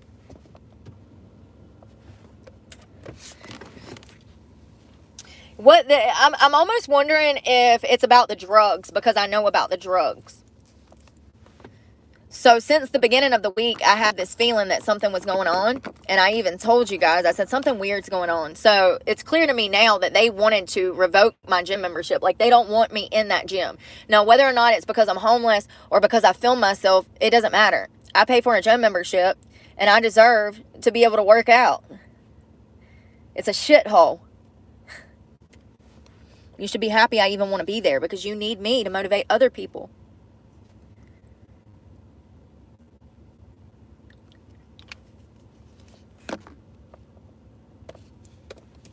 I'm going to check on this again, see if I can get it to go again. This voter registration thing is really making me upset.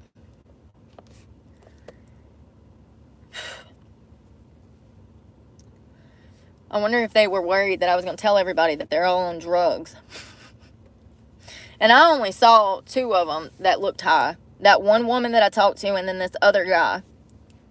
And it only happened once that I saw him like that. And it could have been something else. Maybe he just was droopy that day. Maybe he was just getting into work and he had just woke up. That was different than the girl that was in front of me, clearly high as kite on pills. Opiates of some sort. Maybe they were worried that, because I'd already told that guy, yeah, she's on drugs. I don't know. It's funny, though.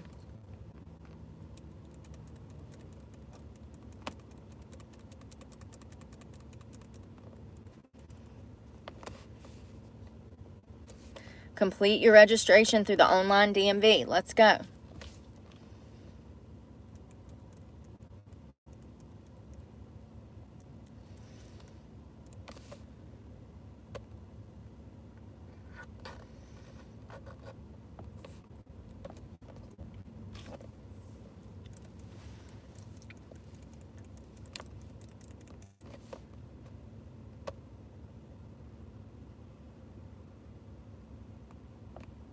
I wonder how many people haven't been able to register because of this issue.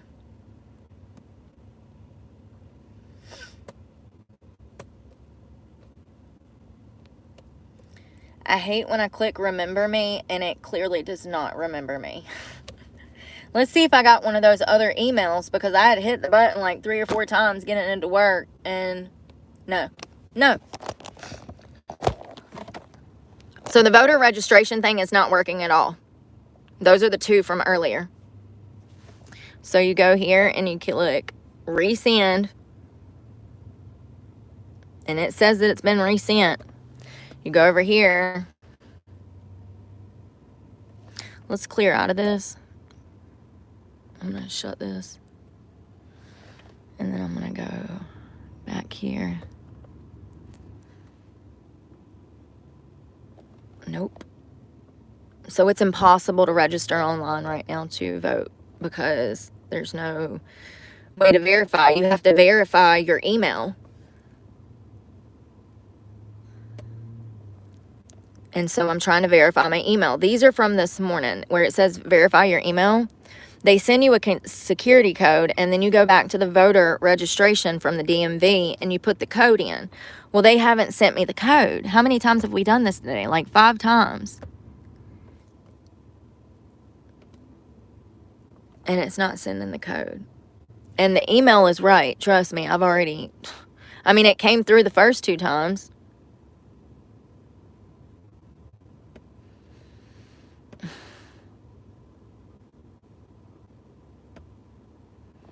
Welcome to my life. This is the reality.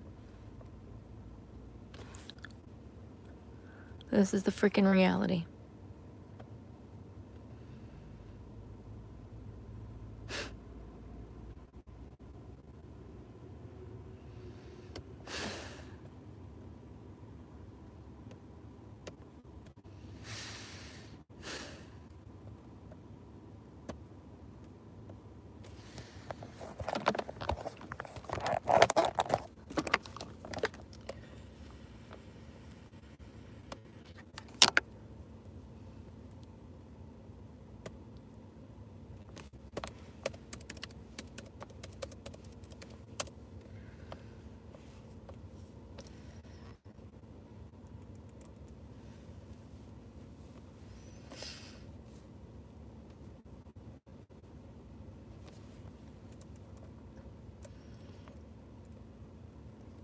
So Trump went to Aurora today, Colorado. Look at this. He had mugshots of some of the Venezuelan gang members up on the podium behind him as he gave his speech.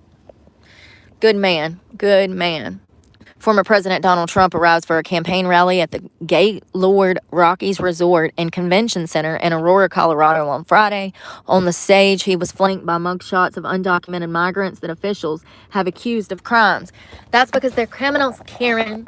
This was written by NPR, so it's ass backwards, you know what I mean? Like, where's my light? There we go. Why is that not working? Is it because it's in my eyes I can't see? I don't know. Former President Trump brought his hardline immigration message to the city of Aurora, Colorado on Friday, a community he has demonized as overrun by migrant crime despite pushback from local leaders. We know we've done the digging on these local leaders and they're lying through their teeth. In recent weeks, Trump has repeatedly named Aurora at his speeches and on other debate stages, likening the Denver suburb to a war zone. He's amplified these claims that a Venezuelan gang has taken over apartment buildings in the city, because they did. Yeah. We've covered that on this channel. If you want to go see that, you can go find it. Because they did, with guns in tow. Okay? And the local government wouldn't do anything about it. A situation that elected Republican and Democratic leaders on the ground have said it's been overblown and it's being dealt with by local and federal law enforcement. Bullshit. For nearly 90 minutes, Trump doubled down on the message that he was flanked on stage by the mugshots of undocumented migrants that officials have accused of crimes. He announced that if elected, he would enact a nationwide effort dubbed Operation Aurora to target undocumented migrant gang members for arrest and deportation. That's what people don't understand. A lot of the immigrants that are coming here today are not like the immigrants of the 60s, 70s, 80s, and 90s, honey. These are criminals that just got out of a prison in Venezuela. Not all, but a lot. Trump said the program would be based on the Alien Enemies Act of 1798. What is that? A wartime authority that allows a president to detain or deport members of an enemy nation. Absolutely. Absolutely. He showed television clips, including Fox News segments about migrant crime, and said immigrants are coming from insane asylums and prisons because they are. Quote, our criminals are like babies compared to these people. Our criminals are like babies compared to these people. These criminals are the most violent people on earth. He then mentioned Aurora specifically and blamed Vice President Harris for the surge of new immigrants because it's her fault. Kamala has imported an army of illegal alien gang members and migrant criminals from the dungeons of the third world. Damn, Donald, why do you gotta be so mean? We're cut from the same cloth. I mean, he's being honest. And she has had them resettled beautifully into your community to prey upon innocent American citizens. That's what they're doing. And no place is even more evident than right here. Speaking of Aurora, this was President Trump. He visited Aurora today. Local leaders say the city has actually gotten safer. Who believes that? Do they believe that we believe that? Around a dozen people with alleged ties to the Venezuelan street gang, the Tres de Aragua, I hope I said that right, TDA, have been arrested for a range of crimes in the Denver metro area. Not only were they arrested for crimes, you guys, but they've been looting. They've been taking over whole apartment complexes and charging rent for apartments that they don't own with guns. There's videos. There's tons of them. But local officials in Aurora have forcibly pushed back against Trump claims, saying that his remarks about international gangs in the city are an exaggeration. No, it's not. I've witnessed it in the Winston-Salem area. No, it's not. And I'm in North Carolina, and I've witnessed this. Researchers have repeatedly found, oh, Lord.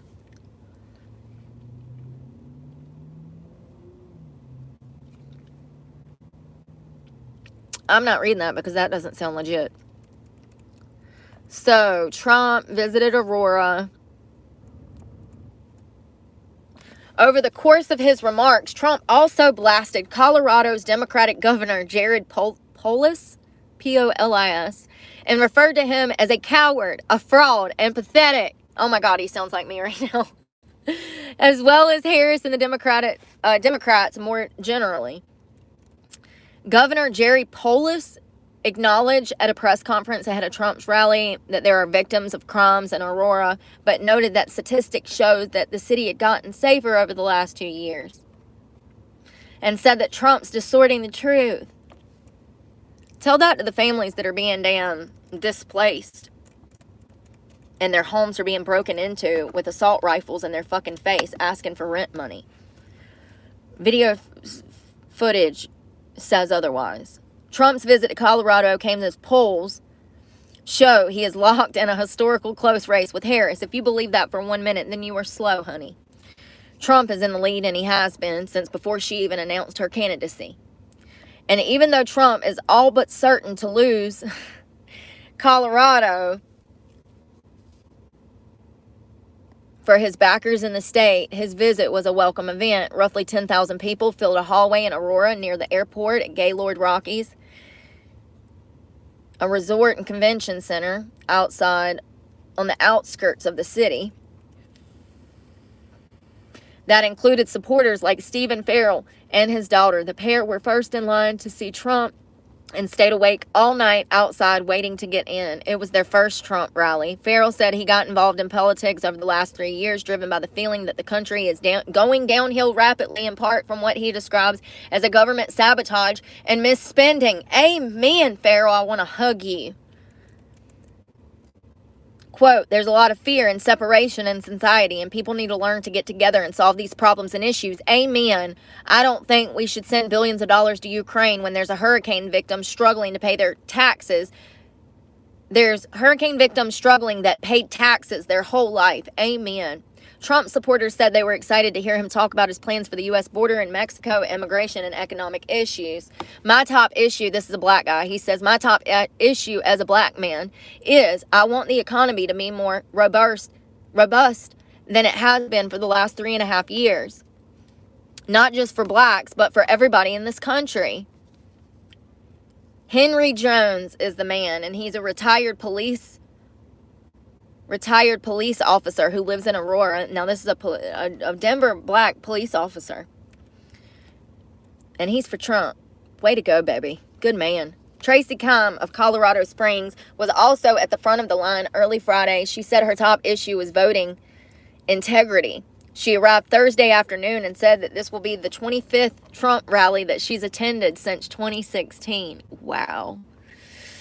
Must be nice to have money. She described it as a rock concert for political junkies.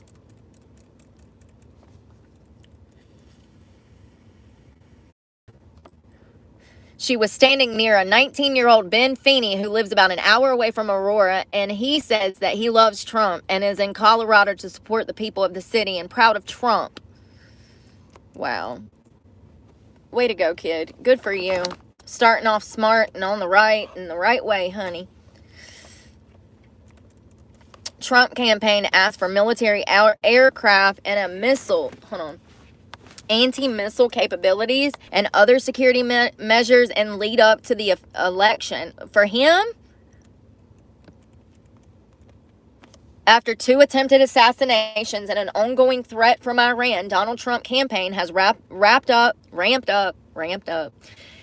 its request for security, including transport by military aircraft and additional security measures on the ground at the former president campaign stops. 3 sources familiar with the discussions told CNN. So they're saying that he wants more security. I don't know why they ain't already gave it to him to start with. This is a precedent. This is our pride and joy right here. This is our ticket back to sanity. I don't know why they're not guarding him. He is literally one of the most important people in the world right now. President Joe Biden, when asked about Trump's request on Friday, said that they should be fulfilled as long as he doesn't ask for F-15s. What? That man, bless his heart, God. But President Biden says, quote, I've told the department to give him every single thing that he needs as he were a sitting president. If it's fit into that category, that's fine. So I hope that this is true, the last time I heard Biden talk to Trump, he called him a big loser or something. So, mean guy. You're a mean man. I hope that they do this. Hold on. Susie Wiles, co-campaign manager for Trump, and I hope I'm saying that. It's Wiles. She's Trump's campaign manager. Initially made the request for enhanced measures during a call about 2 weeks ago with Biden's chief of staff, Jeff Zients, Zients. Two sources familiar with the conversation told CNN. Susie then made the formal request for additional security with Acting Secret Service Director Ronald Rowe on September 30th. And that was an email that was reviewed by CNN from Susie asking the White House for additional security. A third source familiar with Wiles, that's Susie. She is campaign manager. This is confusing. I'm sorry, y'all.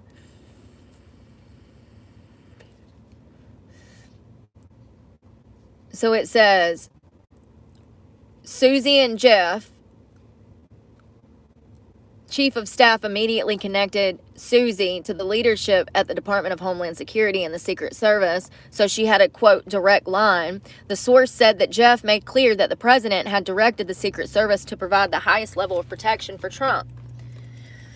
The request from Trump's campaign also included access to Camp David vehicles for Trump's primary motorcade,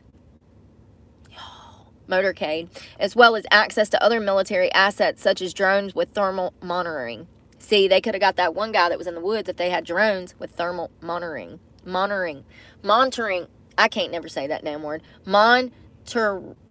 Lord, I give up.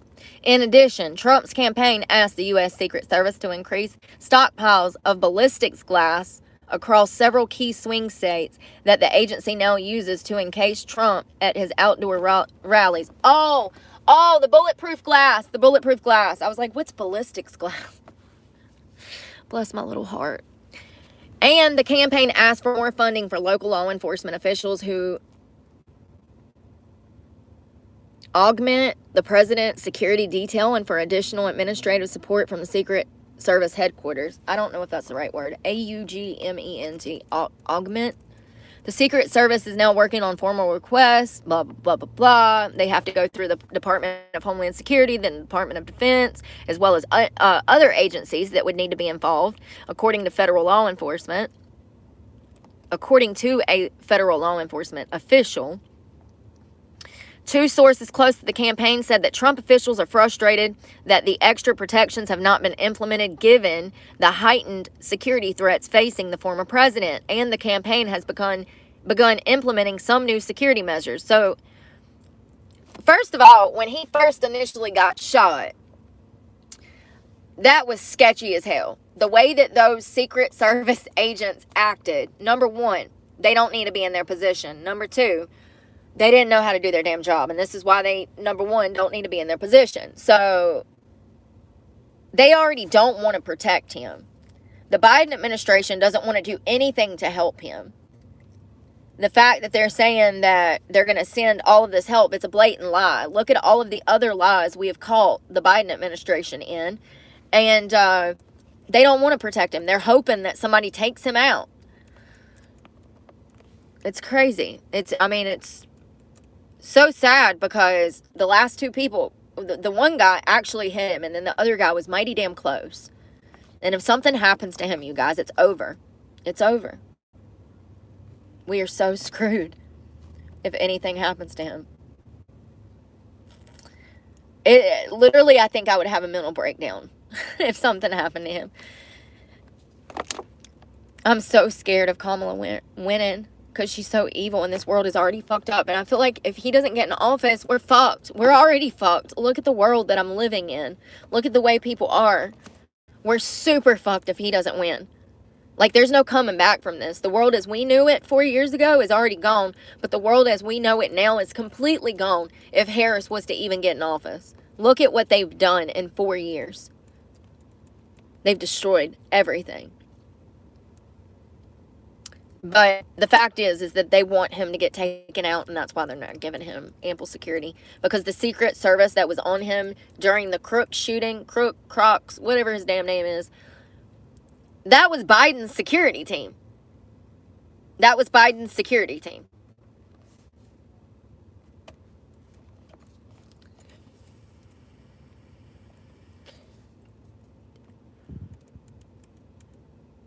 According to one of the sources, Trump has started changing up his routine, taking different planes to different events around the country and staying in different properties than he usually would as the 24 election nears.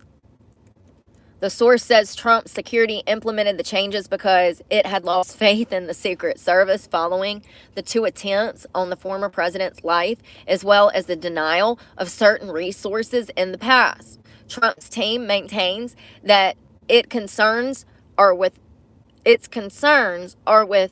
those at the Secret Service headquarters, not with Trump's personal detail, many of whom have been with the president since he left office.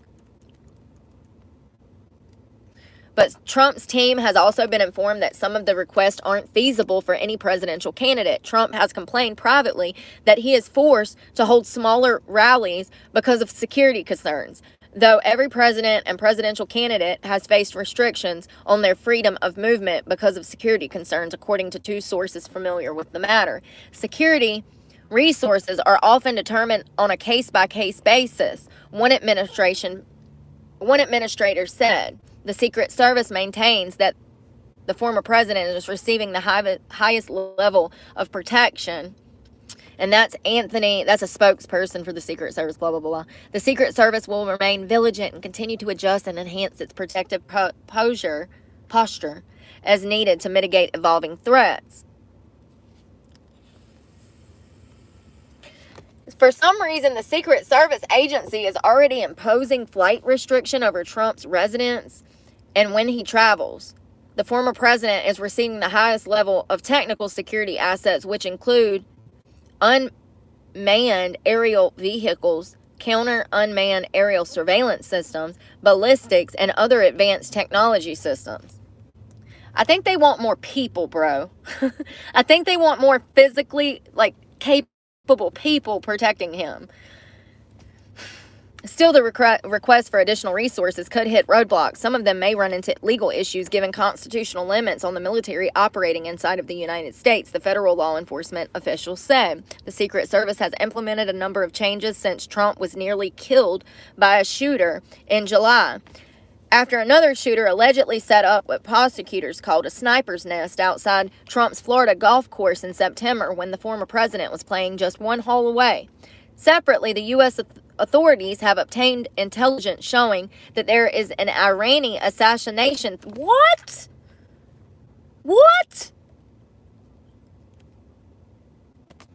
Iranian threat against Trump. What? Whoa, this just posted 2 minutes ago. Trump requests military, because of a Iran threat. Hold on.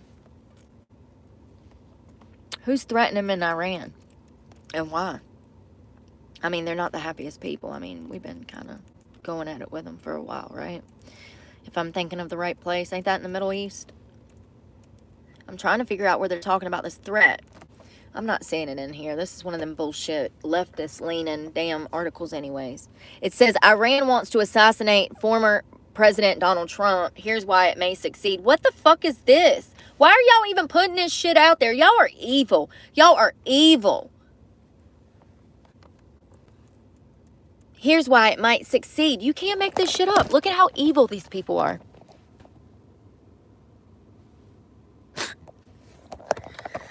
Let's see what this is about. It says roughly a dozen national security aides from the Trump White House are feared to be on Iran's hit list. It's hard to protect them all. So this is their president, and I can't say that it's Ibrahim.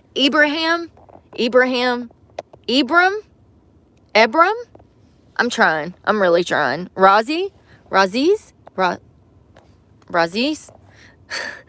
Abram, right? Y'all, I'm really trying. He's the leader of Iran. He's the one that wants to kill President Trump.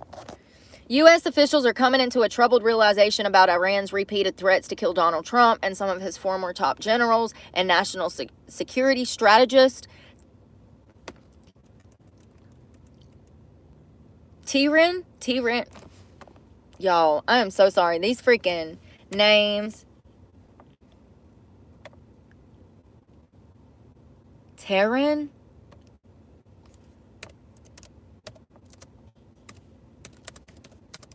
I feel like this is important. It's the capital of Iran. Okay.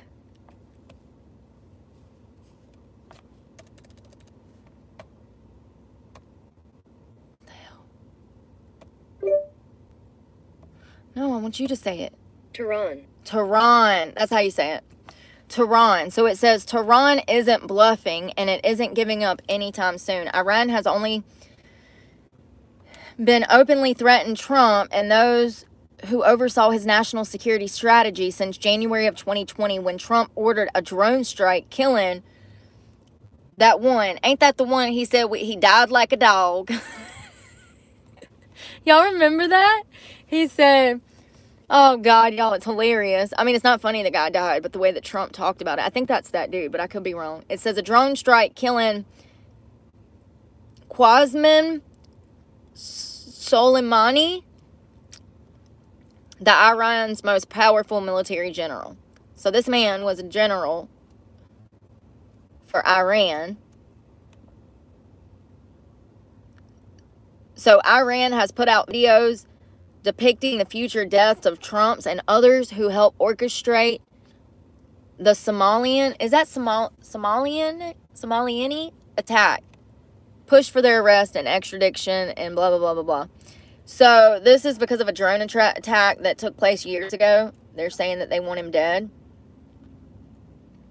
So it says U.S. intelligence community officials briefed the Trump campaign last month about assassination threats against the former president from Iran, with the Trump campaign saying that they were warned that the threat has, quote, heightened in the past few months. The briefing followed a pair of assassination efforts on Trump this summer. No evidence has been presented to link that to Iran.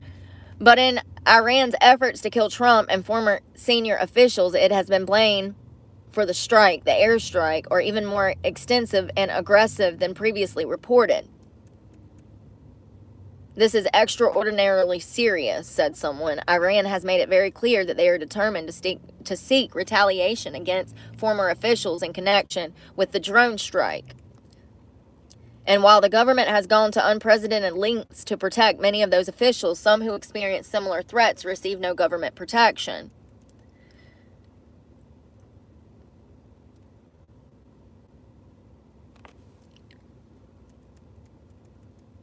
They collectively paint a picture, and it said that this campaign, whoever these people are, this newspaper, that's the name of them, spoke with 24 people with direct knowledge of this, the drone strike, or ensuing assassination threat, including current and former U.S. lawmakers, Secret Service agents, congressional aides, and senior U.S. officials. Some were granted anonymity due to ongoing threats against them or the sensitivity of their work. They collectively painted a picture of a persuasive assassination threat that is much more concrete than the graphic videos. What is this graphic video? Iran's video depicting Trump's death. Oh, wow. Let's see if it plays.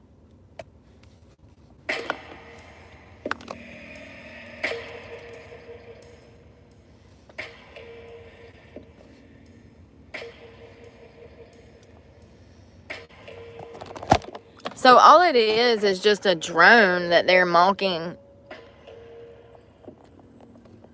It says it's an animated video that Iran released of Donald Trump playing golf. The video was showcased on Iran's Supreme Leader official website.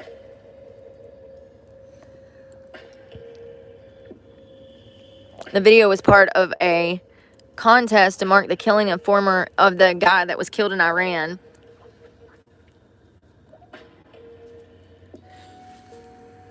President Donald Trump had ordered the drone strike in January of 2020.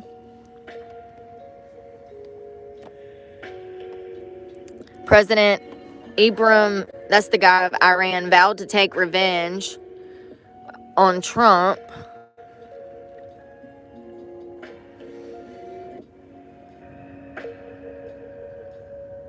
I don't know what that means. Ummah? Is that how you say that? A similar video had appeared last year showing Trump on a golf course.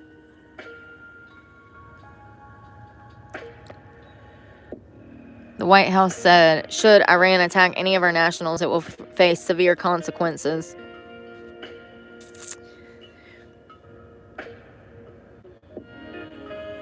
Oh, I see now. They're acting like they're going to kill him. Clearly. No mistaking it. Wow. All right. So, that is the video that Iran is mocking Donald Trump. So, it says the detailed... Hold on. I'm going to skip that.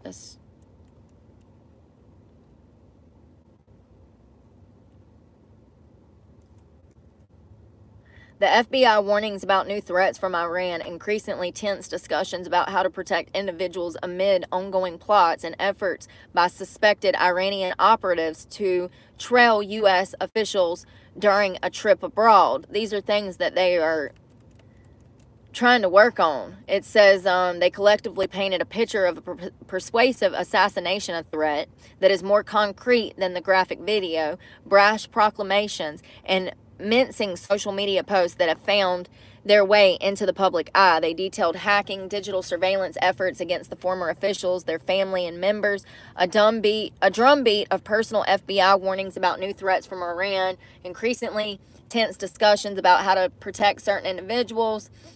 Many who spoke with the newspaper argued that the U.S. government is still coming to grips with the Iranian threat and hasn't found a way yet sustainable to protect all those who are at risk for as long as they need, creating an opening for Tehran to make good on its threats. That's the thing. They're not protecting him. There's been 2 Americans that were able to set up and make access to him. Imagine someone that had a little bit of money and then a whole country backing them, what they could do. 9/11 was done on our own soil. We have millions of immigrants that have come here. How many of those people are from Iran? Because if you think for a moment that there's not at least 1 or 10 or 11 of them, then you're crazy. There's probably thousands of people that have come here from the Middle East under the Biden policies. That makes it even scarier. If they could get onto our own soil, steal our planes, and kill thousands of people, just imagine what they could do under a policy that just allows them to walk over the damn border and be given a house and food and a job and all of these things. Hell, they ain't even got to work when they get here. They can live off the state and make their plan.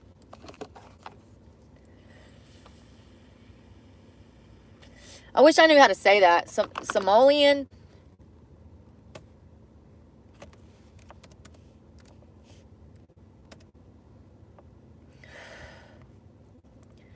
It says, Trump administration knew that the killing in Somaliland risked bitter retaliation. I'm not saying that right.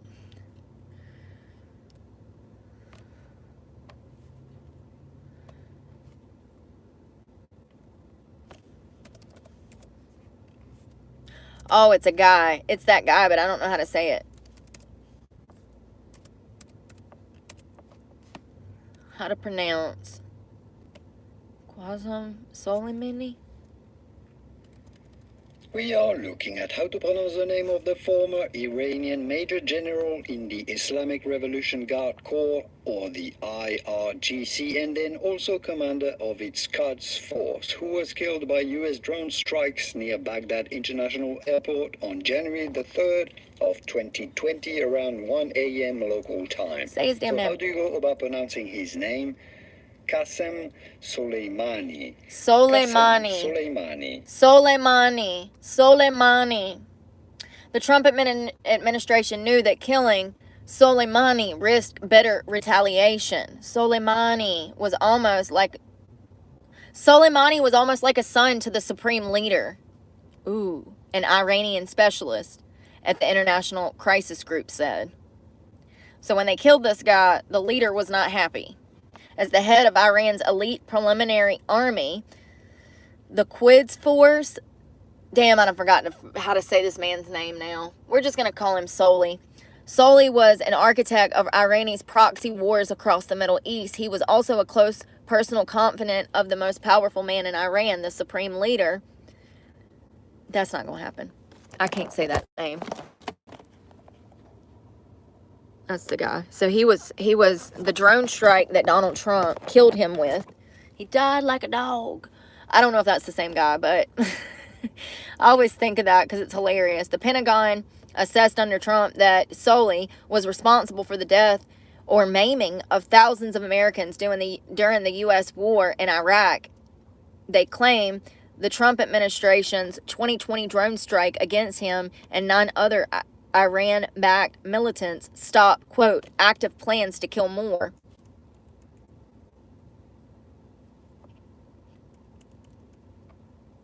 While the U.S. considers the Quds Force a terrorist organization, it's viewed internally as a formal part of Tehran's military. And I hope I'm saying that. Tehran.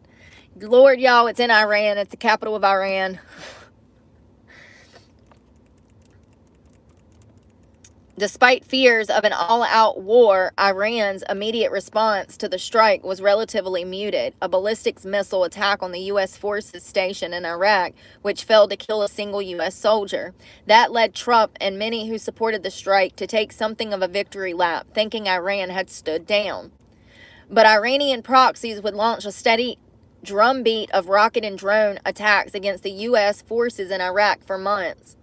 My brother was over there fighting.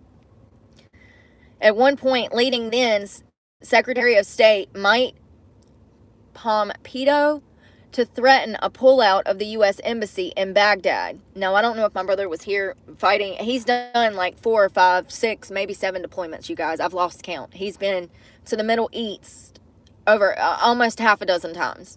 So, and he was in Iran the last time he went. So, it's crazy. And I don't think they can go there anymore.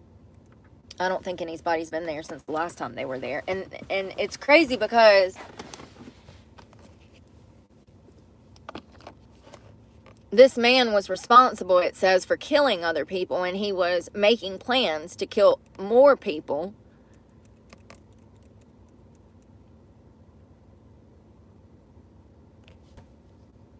The idea that Iran would seek to assassinate a U.S. official in retaliation for the Soli strike was not only something U.S. intelligence agencies had anticipated beforehand. Many people had told this news article, Politico, I don't know how to say it. They had told them the same thing. But U.S. spies assessed that Iran was serious about taking that extraordinary step almost immediately after the strike, drawing their conclusions from both classified intelligence and public statements. Quote, "It was pretty fast," said the former senior national security official with a direct knowledge of the Somali hit.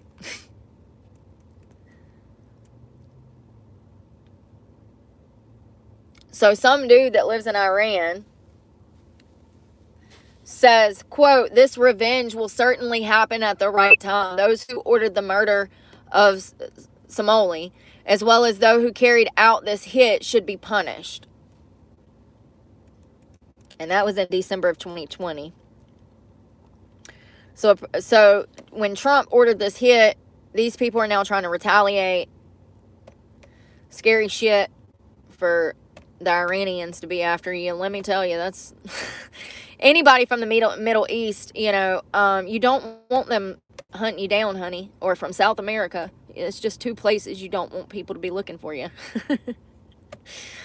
They're not too kind to people they are seeking revenge on, you know what I mean? Looking for revenge. I'm trying to go back. I thought it was a Baghdad.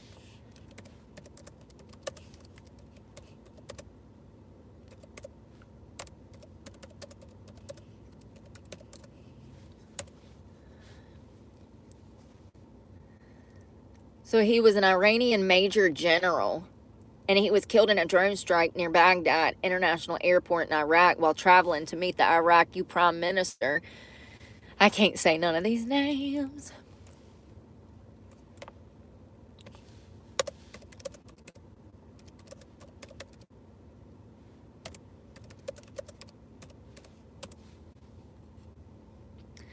So yeah, Trump said Baghdadi died like a dog, like a coward, whimpering and crying and screaming. Yo, it's crazy. Died. Baghdad Al-Badi, however you say his name, died like a dog. And that was the leader of ISIS, right? How many people did he kill? Jesus Christ, Trump. I didn't know you were over here making drone strikes like this. Leader al-Baghdadi. I can't say it. So this one right here, this Abu Baghdadi, he was another one that he was the founder and leader of ISIS, the most ruthless and violent terror organization anywhere in the world. They had been searching for him for years. Capturing or killing him was one of the top national security priorities. So it says U.S. Special Operation Forces executed a dangerous and daring nighttime raid in the northwestern Syria and accomplished their mission in grand style. The U.S. personnel were incredible. No personnel were lost in the operation, while a large number of Baghdadi's fighters and companions were killed with him. He died after running into a dead-end tunnel, whimpering and crying and screaming all the way. The compound had been cleared by this time, with people either surrendering or being shot and killed. 11 young children were moved out of the house and were uninjured. The only ones remaining were Baghdadi in the tunnel, and he had dragged 3 of his young children with him. What a coward. They were led to certain death. He reached the end of the tunnel as our dogs chased him down. He ignited his vest, killing himself and the 3 children. His body was mutilated by the blast. The tunnel had caved in on it in addition, but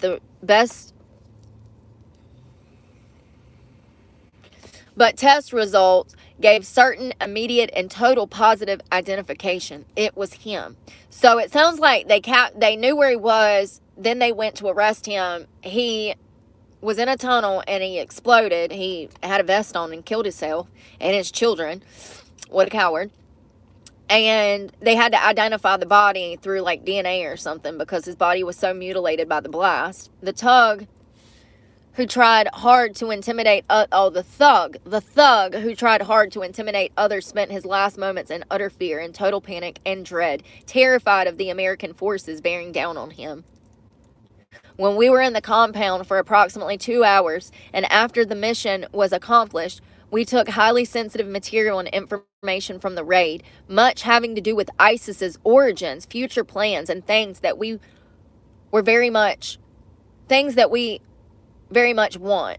Baghdadi's demise demonstrates America's resilience, pursuit of terrorist leaders, and our commitment to the endurance and total defeat. Our commitment to the enduring and total defeat of ISIS and other terrorist organizations. So they also killed the son of Osama bin Laden,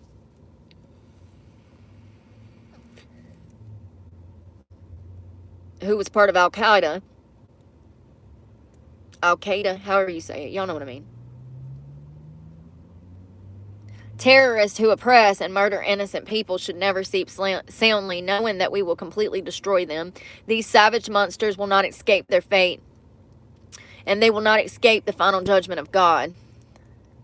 Baghdadi had been on the run for many years, long before I took office, but at my direction as Commander-in-Chief of the United States, we obliterated his ass 100% in March of this year. Today's events are another reminder that we will continue to pursue. Baghdadi and the losers that worked for him, and losers they had no idea what they were getting into. In some cases, they were frightened puppies. In other cases, they were hardcore killers. but they killed many, many people. Their murder of innocent Americans, James Foley, Stephen Stoloff, Peter Kazing, and Kayla Mueller were especially heinous. Whoa, the shocking publicized murder of Jordan Pilate, a wonderful young man, spoke to the king of Jordan. They all knew him. They all loved him. He was burned alive in a cage for all to see. What? Y'all, I'm gonna cry. And the execution of Christians in Libya and Egypt, as well as the genocide mass. Y'all, what the fuck?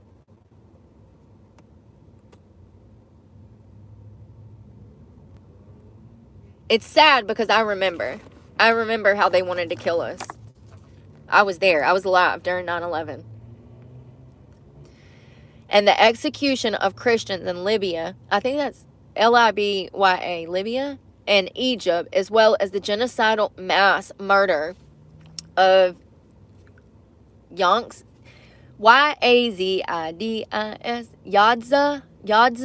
Yazis, ranked ISIS among the most depraved organization in the history of our world, right next to the TDA gang.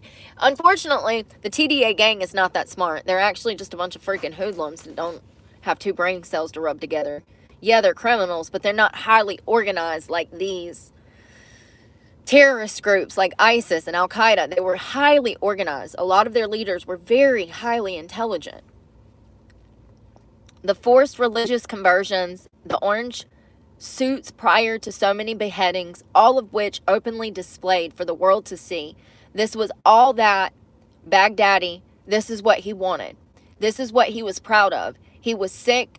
He was a sick and depraved man, and now he's gone. Baghdadi was vicious and violent, and he died in a vicious and violent way as a coward, running and crying.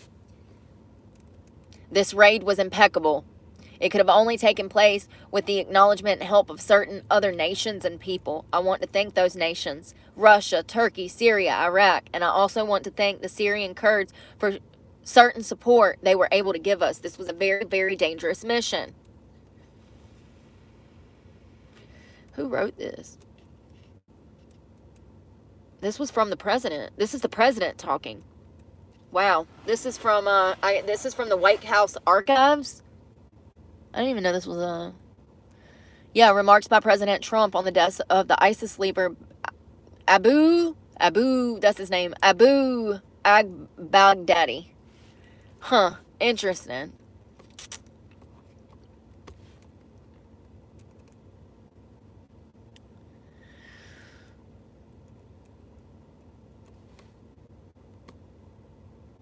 Ooh, this is interesting. How 3 presidents announced the deaths of terrorist leaders and what it says about them. They have Obama, Donald Trump, and Joe Biden. President Barack Obama delivers a televised statement that Osama bin Laden was killed in 2011. I remember that. President Donald Trump makes a statement announcing the death of the ISIS leader, Abu Bakr al-Baghdadi, in 2019. President Biden announces on Monday that a U.S. drone strike in Afghanistan killed the al-Qaeda leader, Ayman al-Zawahiri. The sight of a U.S. president announcing the death of a terrorist leader has been a fixture in American politics over the past 11 years. The words each president uttered and their mannerisms at the podium reveal a lot about the type of leaders President Barack Obama, Donald Trump attempted to be, and in the case of Joe President, attempt to be. This week, Biden announced that the U.S. had killed al-Qaeda leader Ayman over the weekend. In 2019, Trump revealed the ISIS leader, and in 2011, Obama shared with the American people that Osama bin Laden, the architect of 9/11 terrorist attacks, was killed. In the days following the Biden announcement, edited video have popped up online comparing the speeches by Biden, Obama, and Trump. Though some of the videos are created to put less certain leaders in a bad light, who gives a fuck? I mean, you know, this is the way it is. If he's a wimp, he's a wimp.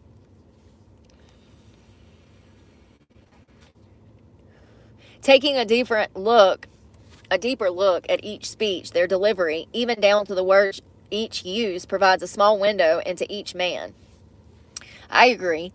Though starkly different characters, there are similarities worth noting. The fact that Obama, Trump, and Biden took center stage to announce the execution of another person is a little bloodthirsty. I don't think so. I think that maybe you weren't alive, Schwartz. Maybe you didn't remember 9/11. Maybe you didn't lose family. It's not ballsy at all. It's not bloodthirsty. It's making a stand. It's saying we're not going to put up with this shit. You come to our country and you bomb us, we're going to come find you and kill you. It's pretty simple. It goes back to respect me and I'll respect you. Each president in their speech makes special note to say that they directed the military and intelligence officers to act on the intel provided and that they gave the orders. Each man ultimately wants to assert his leadership on the global stage. Yeah, he's saying that he has balls.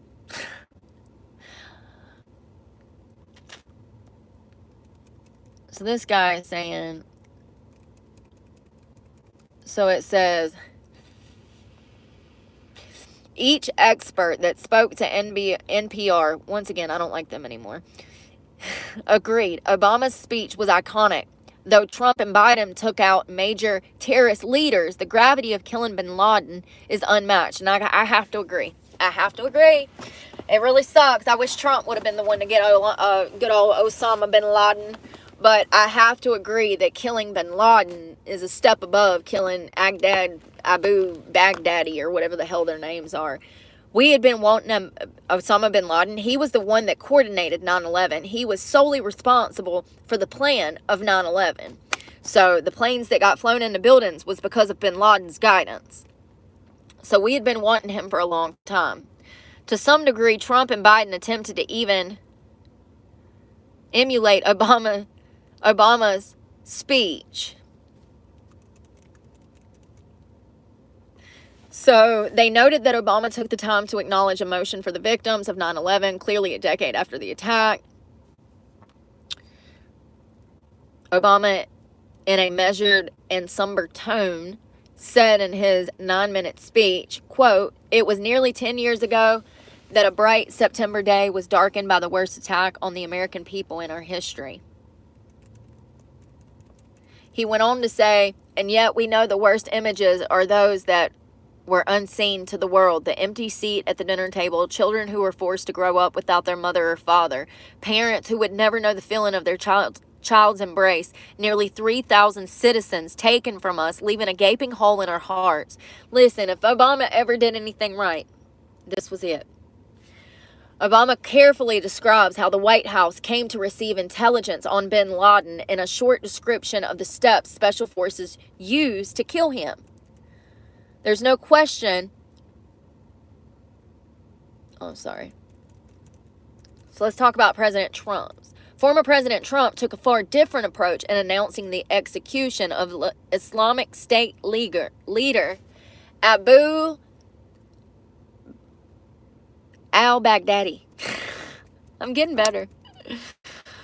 Taking a moment to analyze Trump's speech in comparison to Obama and Biden proves a window into a lot of things. Y'all.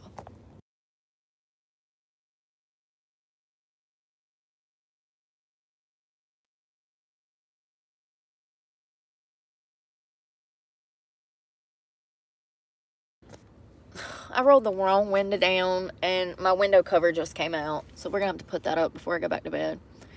So this person is saying, in kind of a very blunt way, it's a window into how Trump was such a very different president, and not just different from the two men who were on either side of him, but modern presidents generally. If you dial back and look at the presidential ordinaire of presidents of both parties, it's very different in terms of not only the tone, but what type of information is being relayed. That was something else, because he talks about how this man was crying and he died like a dog, and it's very different than something you would hear Biden say.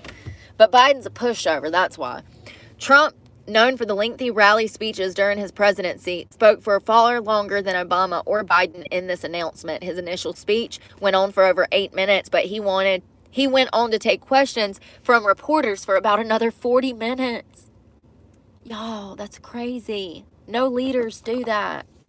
He stayed and answered their damn questions. And you know they weren't good shit either because they hate him. And with his usual flair, Trump spoke about the raid in dramatic detail using emotive, I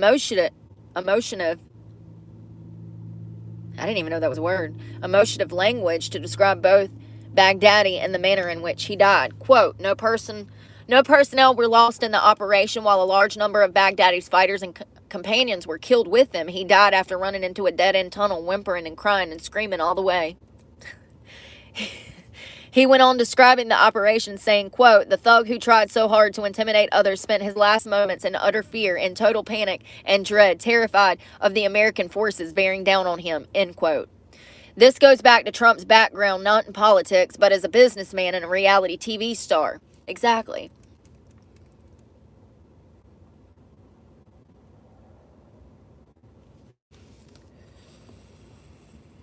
One of the things that was very noteworthy about Trump's presidential rhetoric was that he claimed to not want to use it. He said that he didn't want to become president he didn't want to be presidential. He thought that presidential style was boring and lame, and he thought that he won office of the presidency by being dynamic and interesting. And so that's, I think, very clearly reflected. By comparison, Biden and Obama delivered very somber speeches. Biden tries to project strength. That's what it says. Biden tries to project strength. How sad. Biden is known to struggle with blunders and flubbers in speeches. He's even sometimes said the opposite of what he means, as noted by the New York Times piece in 2020. I do that all the time. I say the opposite, especially if I'm in in one of my ADHD modes and I'm getting it. For the announcement regarding the killing of al-Zawahiri, Biden wanted to communicate strength and power. Both Obama and Biden showed restraint in the language and description used to explain the killing of these people. Both men used the office of the president to sound official and talk about justice owed to the victims of 9/11. Biden said of al-Zawahiri, the one that he killed in a drone strike, he carved a trail of murder and violence against the American citizens, American service members, American diplomats, and American interests. And since the United States delivered justice to bin Laden 11 years ago, Zawahiri has been the leader of Al-Qaeda, the leader. Now justice has been delivered and the terrorist leader is no more. This is what President Biden said. Presidents do this to, quote, sort of evaluate what could be a very crass event, which is that the United States has exacted revenge and murdered someone else. I mean, it's not right to kill people, you guys, but we're talking about ISIS leaders and Al-Qaeda leaders. These are people who are killing mass genocide in their own country. They are killing people. They are raping women. They are taking what they want. And they answer to no one. These are very bad people that a lot of people can't even wrap their head around the treatment that you would receive if you were to run into one of these people. But I can promise you that if you were an American and they knew that, you wouldn't be alive. They would kill you on the spot. What Donald Trump did was the opposite. He didn't try to elevate it. Instead, he called the person a dog. He very crudely described how they died and what it meant. It's not crude. It's not crude. He's setting an example. He said, if you think that you're going to come to America and kill our citizens and we're just going to forget about it, you got another thing coming. Part of the reason that we are being overturned and invaded is because we don't have people in office that have backbone. Very interesting stuff. Very, very interesting stuff. Let's start getting ready for bed. I don't know much about the Iraqi war. I think I know about it, but I probably don't when it comes to what actually took place and what actually happened and why we were even in Iran. You know, initially it was said that we were there to fight the war on terror, and then that turned into almost a 20-year war. So I don't know what to believe.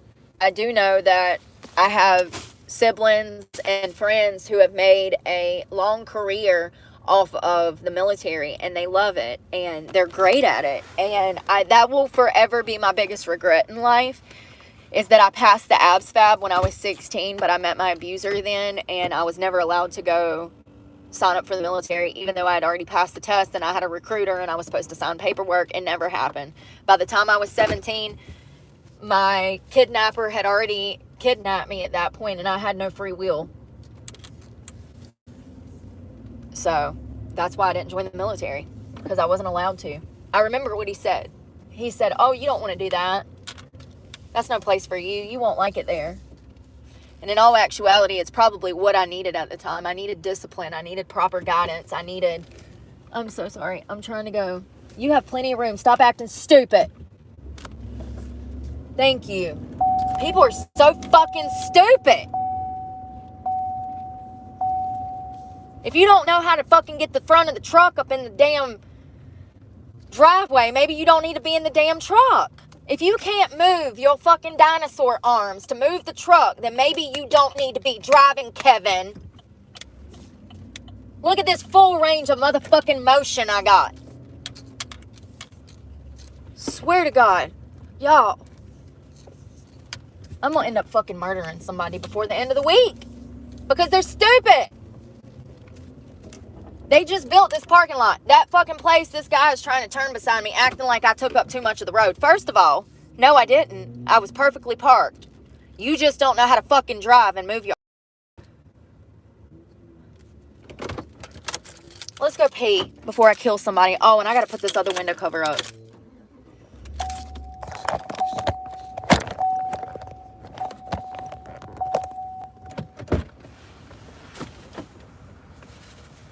Oh, it's starting to get cold out here, you guys. That's good.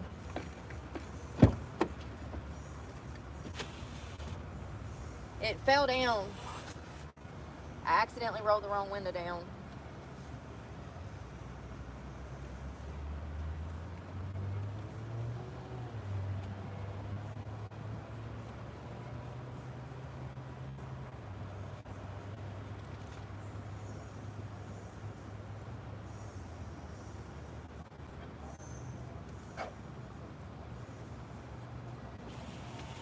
Damn it.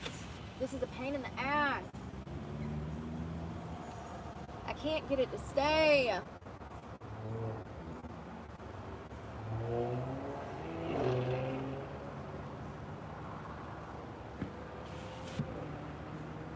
I think I got that one. But we gotta do the other side too, because it's freaking coming down, yo. Both of them. I was trying to do them perfect yesterday, so I took my time with them, and then Jesus fucking Christ. I hope that didn't break. God. I took my time with them yesterday, putting them up. Look at all the bird shit all over my car. And all of a sudden today, last night, I got in bed and noticed that it's falling down. And I took my sweet time putting it up. And y'all ain't gonna be able to see. I should have left y'all up there. Oh, there you go. I took my sweet time putting it up, and then all of a sudden, last night, I lay my head on the pillow and the whole damn thing falls down. So I took a card and just shoved it back up in there, but I didn't take my time putting it back in, and now they're all messed up.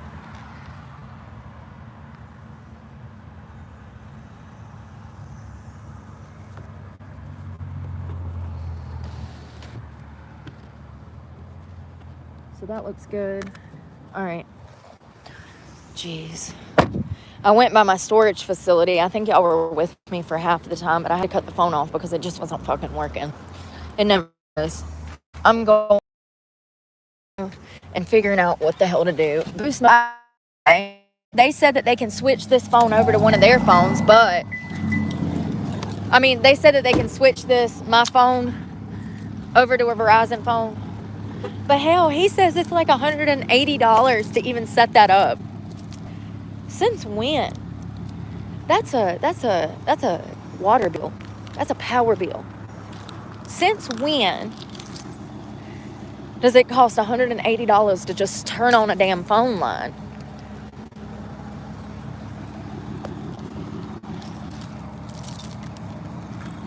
$180. That's groceries for 2 or 3 weeks for me. You know what I mean? The audacity. And they ain't no better. Excuse me.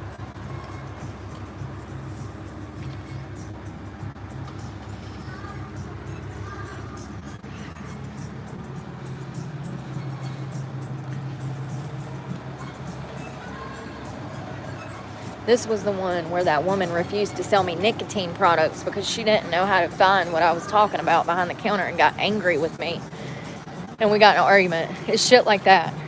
She got frustrated that she couldn't find the tobacco vape pods that I was talking about and took it out on me. Because she's stupid. Imagine.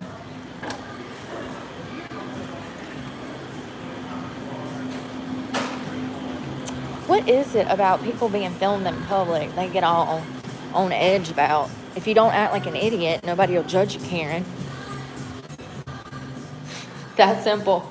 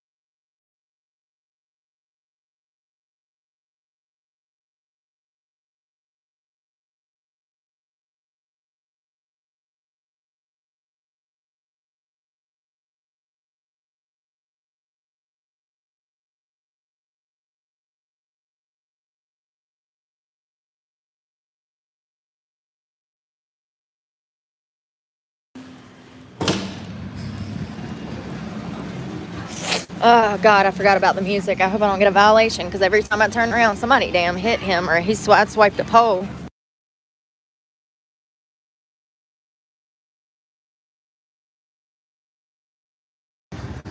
You know, it's really crazy that that my whole day went like this because of a lie.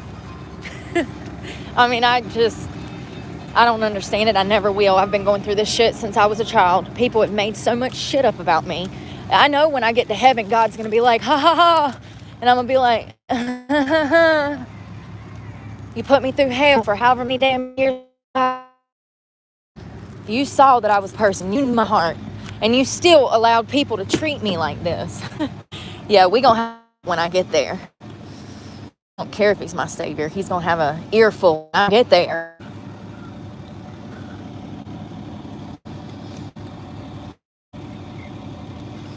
All right, I'm moving this seat up so I can get in the back. I need a trash bag because I know I'm going to accumulate trash. I've got that food, too. We need to eat. I haven't eaten today. Sorry, I'm picking my nose. Oh, I got water hanging out of it, yo. Like, I don't know how to... Oh, my God, I just dropped something. What was that? My freaking clip. I got water hanging out of my nose ring. I guess where my nose hole is. It's caught up in there.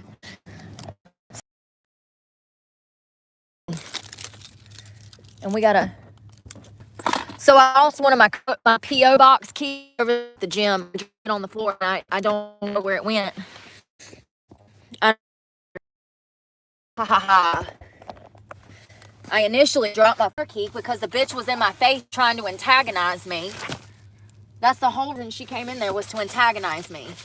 One of these days, when I got enough money, I might just make an example out of somebody. Just to be clear, that I am not the one to try to fucking bully over fucking lies. Lies. Blatant lies. I've never filmed a Planet Fitness worker unless they were cleaning the women's room and they were doing... Oh. You don't get to tread on my right just because you... It's not life.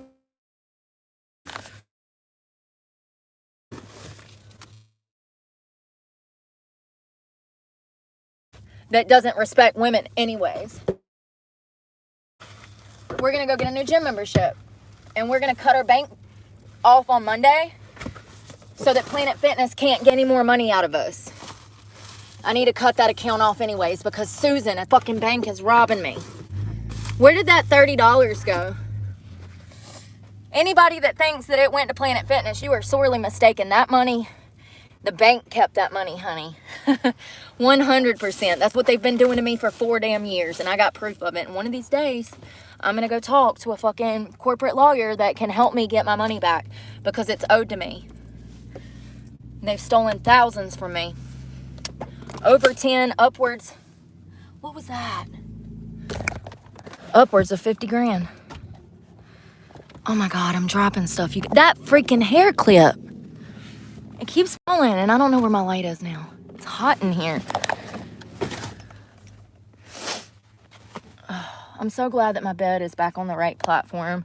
Having that high heel under there really helps even it out. Oh my God, hold on. I gotta see what the weather's gonna be, y'all. Maybe if I smoke some weed, I'll chill out. That's another thing. I haven't been smoking weed. For those that don't know, I'm trying to quit. So this is what happens when I quit smoking weed. I can't sit still. It's probably because I was on heroin for over 15 years. You know, when you're asleep for a good portion of your life, when you come back to, you no longer want to sleep.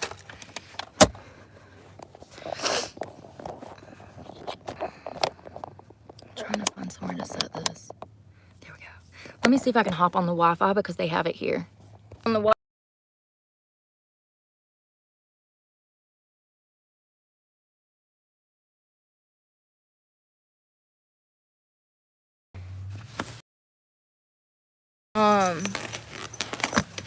I don't give a fuck because you're not gonna accuse me of lies. So you're only hurting yourself, Karen. You already fucking got nothing but damn people that are demotivated and gonna be ending that gym membership. You keep on, you'll be out of work. You keep getting rid of all the people that are fucking keeping you afloat. Hell, I've noticed at least 20 fucking homeless people over the past year that have just went missing from the gym. I used to see them at the gym every day, and now all of a sudden, all of these people are just missing. That's no coincidence. They don't want them there. They don't want homeless people. Even if they pay money, they don't want homeless people there. Because they're evil. I'm getting my comforter, and I'm also trying to put clothes under here so it'll be comfortable tonight, because last night there's not dirty clothes under there because I've been doing my clothes. So it's not, I'm going to put this on in case, or actually I got pink on, so I'll wear this one. The Washington, D.C. shirt. I'm stuffing this stuff under my bed so it'll be more comfortable.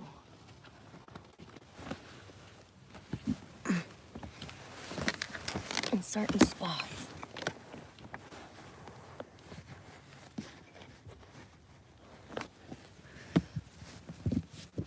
You know what's crazy is when I used to go in that gym, that lady acted like she cared. She'd be like, hey, how are you? How are you doing? Like she gave a fuck. And then today, the real fake bitch came out. The real bitch came out. There you go. Something is not right. It's like, oh, it is right. Okay. Just trying to get comfortable. Like, sometimes the bed, there we go. Oh, it's comfortable. Okay, it's a 10 out of 10 for me. 10 out of 10 for me. Oh, give me that. Got more than enough room. More than I know what to do with. I gotta try to touch the window. I got more than enough room. I usually sleep with my legs up on this, so I got plenty of room back here because I usually sleep like this. But sometimes I don't use the pillow, but most of the time I do. Thank God for all these wonderful pillows that I bought.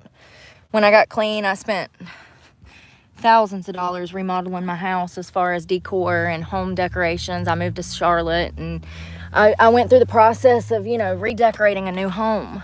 And I bought all of this luxury shit because I was making, I don't know, at that point, I was making $25 an hour at my real job. And then I was making over $130 at my stripping job. So if you're making $25 an hour, working 40 hours a week. So, yeah, I was rolling in it. And then the economy hit. And this is my life now because I can't afford rent. And I'll never be able to afford rent the way that it's priced. I don't care if I'm making $10,000 a month on fucking YouTube. I will never rent a home again. Ever. I'm never going to rent a home again. I'm never going to rent an apartment or a house. I refuse. This is my rent. This is my home. This is where I'm comfortable. I know that it's unorthodox and a little, it's a little taboo, but I assure you that there's almost 1 million people that live the exact same way and they live very happy lives. So, I'm never going to pay rent again. And second of all, I own land and I own a house. So when I get my property back, the first thing I'm going to do is sell that trailer to a family that needs it at a huge discount. Like, I'm practically going to give it away because I can't step foot in that house, because that's the house that I went to when I was kidnapped, when I was a child, when I was raped. All the years of abuse took place in that house. I can't even be in that house. So I'm going to sell it, but I own land, and that's where I want to build something. I want to build either like a workshop to open a business, or maybe, here's the thing, when I bought the land, I put a tiny house on it, and I was going to build an Airbnb community out there in the woods because it's beautiful. It's 10, 15 minutes from Hanging Rock State Park. We get over 4 million people a year through there. There's 0 rental properties, and it would be the prime, perfect place for an Airbnb in the mountains. There's none of them out there. There's no Airbnbs in Madison. Go look. Madison, North Carolina, Airbnb. Good luck. There is none. So there's a market for it because of the fact that we get over 4 million people through that park every year. You best believe that there's people that would love a little cabin while they're out there hiking. So there's no hotels. There's no bed and breakfasts. There's nothing. If you want to go to Hanging Rock, you got to make a day drive up and a day drive back because there's nowhere for you to stay overnight, which is absolutely ridiculous when you think about how huge this park is and the location. It's a beautiful area. Hanging Rock State Park is very close to Pilot Mountain. These are beautiful mountains that I've been around for the past 20-something years. It was a perfect spot to open an Airbnb. It didn't work out that way. Nothing ever does. But what about a homeless people community? Like a long-term residential facility for homeless people. And maybe, I don't know. I've been thinking about like workshops. Like, what can you do to have your own business and have people that live at like not necessarily a sober living facility, but something more along the lines of like reform. Like prison reform, like people who are getting out of prison and got nowhere to go. Oh my God, you guys, I like to kill my battery. My truck barely cranked. I'm hot anyways. I gotta cut the air on even though it says it's 50 degrees outside. Something you can apply beforehand, and when you're about to get out of prison, if you meet criteria, then you come and live and you work. And you have a life of your own, maybe like a tiny house, or maybe I could build, I got enough land, I could put like 10 tiny houses on it, put belt bags in them, like the opportunities are endless when it comes to opening a business as long as you have land. So, there's a lot of things I could do with that land, but I have been thinking about a long-term like residential facility for people that don't have anywhere to go, people that don't have family, like me, people exactly like me. So, a lot of people can't even put themselves in my shoes because they have family. I have none. None. Not a one. They're all dead. I don't know. It would be nice to have something for people that have nowhere to go. Where's that night serum? I want to put that night serum on my face. But I've been thinking about jobs. Like, maybe I could do like a workshop where, I don't know, like woodworking, or you got to come up with a business plan so that you can, pay them. But also something that you can sell that's worth money to generate money. Do you see what I'm saying? Some kind of business plan. Now, whether it's, you could do anything from fucking soul cooking. Anything you do out there is going to fucking hit because there's no business out there. There's nothing out there. So if you open a restaurant out there, you're going to make hundreds of thousands of dollars your first year because of the fact that it's a food desert. So you have to think about things like that. It would be the perfect place to open up a restaurant. You could do soul cooking and have the people that live there work there. Or I don't know. That's not a great example, but you get what I'm saying. I've been thinking about it. Like, it would be nice to be able to help people in that way. People that have been in my exact situation. that have been through the worst of the worst. Some people will be like, I've talked to people before, they're like, oh, I've been to jail. Okay. Like, okay. But did you spend 5 years in women's maximum security prison having to fight every day because you're white and getting discriminated against the entire time? And officers trying to lock you up for outside charges over shit that you didn't even do. Like, yeah, you've been in jail, Karen, but have you been to maximum security women's prison for half a decade? Okay. I don't know, man. People just can't put yourself in their... They can't put themselves in your shoes. Especially if they've never been through it. I talk to people about growing up in foster care and shit, and I just look at blank faces. Like, people don't even know what to say. How many foster kids have you met in your life, though? Not too many. They usually don't end up talking about these things. They usually end up dead and in and out of prison. And that's the reality of being a foster care kid. Not all of them, but a lot. The numbers are staggering.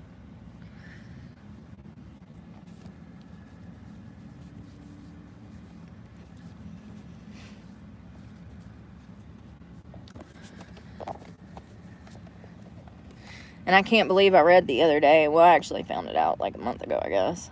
I don't remember when I read it. It was a while back.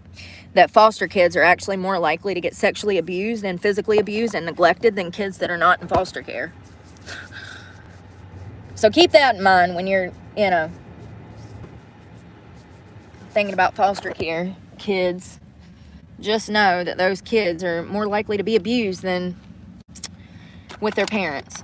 It's unfortunate, but it's another sad statistic.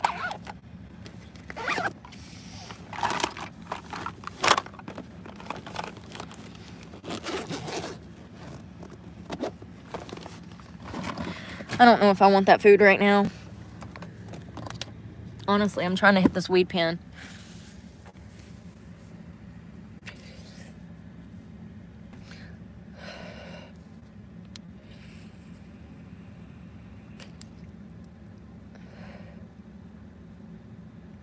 What I can't stand is fakeness. If something is blatantly, if I say the sky is blue and it's blue and then you come and say, no, it's orange. I can't stand people like that. That's what I'm talking about. Like, I can't physically, mentally, I can't take it. Like, it makes me snap when people are blatantly lying. And it makes me snap even more when they're doing it for a bigger picture. I wonder if those Planet Fitness employees even recognize what they're part of. I don't think they're smart enough to even recognize. So hell, I can't be too mad because they're just completely incompetent and don't even realize it. Once again, dumb people don't know they're dumb.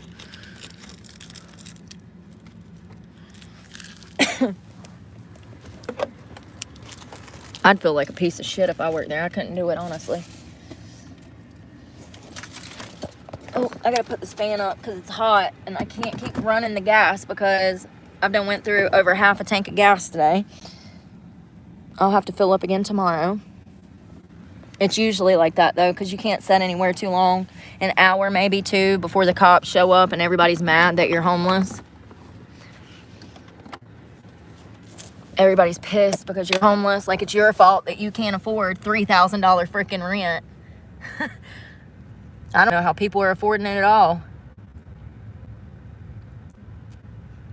I know it's bad when my ex gives up his $1 million house to move to freaking Virginia and buy a trailer.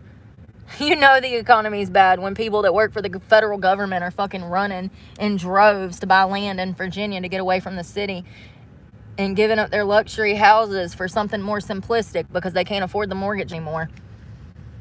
That's the majority of Americans, by the way, because home foreclosures in some states are up as much as 41%. People can't pay their rent. They can't pay their rent, and they want to sit there and talk shit about me living my luxurious fucking life ever in a minimalistic, simpler approach.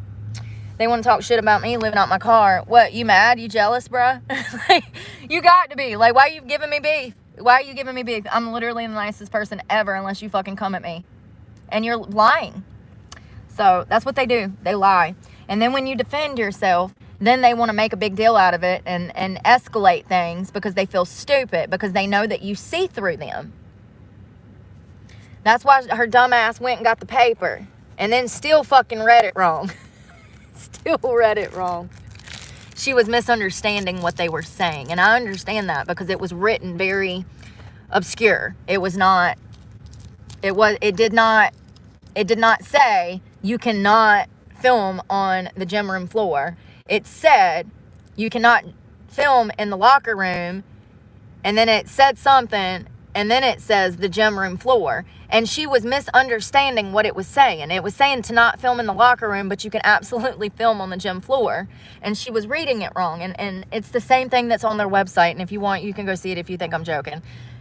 It's just crazy. And you know, you guys have been with me when I've worked out hundreds of times in there. And I am always more than courteous to people. Y'all see how I treat people. Y'all know how I treat people. And it's just crazy. You know, I told you guys on Monday that there was something going on. And it's crazy how I can see these things coming into play days, weeks before it even happens. I don't know how I'm able to do that, but I told y'all something weird is going on at Planet Fitness. Every day this week, every day I came out of there, I said something weird is going on. And then today, when I'm talking about the shitty gym equipment, this bitch comes out of nowhere telling me I can't film, and it's absolutely ridiculous. They didn't want me there. They didn't like me sleeping overnight in the parking lot, even though it's a Planet Fitness. All of the homeless people they don't want in the city anymore. The city of Madison, North Carolina, and Eden, North Carolina, they are absolutely prejudiced against people who can't buy a fucking $1 million house. You know, all of these rich fucks out here, they have generational wealth, and they've never been homeless or even thought about where their next meal was coming from. So it's easy for them to shit on homeless people. They don't recognize that it's actually society that makes homeless people the way that they are. The craziness, the stench, the behavior, it comes from the treatment of society, treating them that way. They literally go fucking insane. They stop taking care of themselves. They stop caring because of the treatment that they face from society. So the next time you see a homeless person, just remember, somebody drove that motherfucker insane, and it was probably his own fucking community that talked shit about him, that treat him like trash. Even when he's spending money, they have disdain on their fucking face for him because he can't afford to pay $3,000 rent. Some of y'all out here are the most sorriest excuses of humans that I've ever had the displeasure of fucking coming in contact with. Let me tell you, like, I just... There's a reason that God's putting me through this. There's a reason that people have personal beef with me, and it has nothing to do with me. More often than not, it has everything to do with them and how they feel about themselves, and my presence is enough to set them off because their self-worth is so low that they come unhinged when they come around anybody that has fucking backbone and spaz.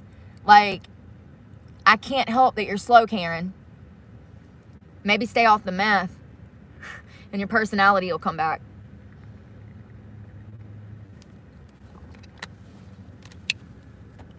You know, why is it okay for these people to be on drugs in front of me? But when I say, whoa, you're fucking high, girl. You're crazy. Then I'm the bad guy. Because that's what happened. That's absolutely what happened. I called out that girl for being high. And everybody took it personal. I showed that one guy that I had at the time like 4 million views on YouTube. I guess his dumbass didn't know it was YouTube. They thought it was TikTok, because that's what she said. And like, dude, you would think that you would... Where is my melatonin? There it is. Yeah, put it in the door. Remember, today I put it in the other part of the door. Ugh, you can't find something if you move it for 1 second. I just don't understand. If you think that was just an excuse to get me out of there, you guys. They didn't want me staying there. I stayed the other night, and I could tell that everybody had an attitude that I stayed. I told you guys that there was problems. Something was brewing. I didn't know what it was. And this excuse that I can't film in the gym is just an excuse to ban me from the gym. That's all that is. That's all that it's. They don't want homeless people in the area. There used to be a guy that slept out there on the ground. At night, he would show up after the gym closed, and he would sleep on the concrete. Y'all remember I told y'all about that? We were with him. We left him a bag of food one day. Remember? So he was there for a while. He never caused any problems. He didn't piss on the concrete or take shits in the streets or nothing. He literally would sleep on the ground. He'd get up the next morning and he'd take off. All of a sudden, that man's fucking missing. Also, the lady that sat on the concrete, I saw her positioned elsewhere, but she literally sat in this shopping center for 2 years almost. I saw her for the first time, I think, around 2 years ago. I really started paying attention to her recently, about a year and a month, maybe a year and a half. And I noticed that she was always sitting in the same place. She didn't get up to use the bathroom. She never eats. I mean, she's literally wasting away, and it would break my heart. And all of a sudden, when I got back from West Virginia, she was missing. And it was weird. And I was like, well, maybe somebody finally come to help her. Maybe, you know, I don't know. Even though there's nowhere for her to go because of the immigrants.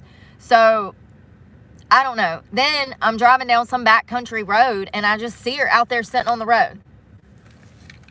And she's crazy. She be like talking and like screaming at cars going by and shit.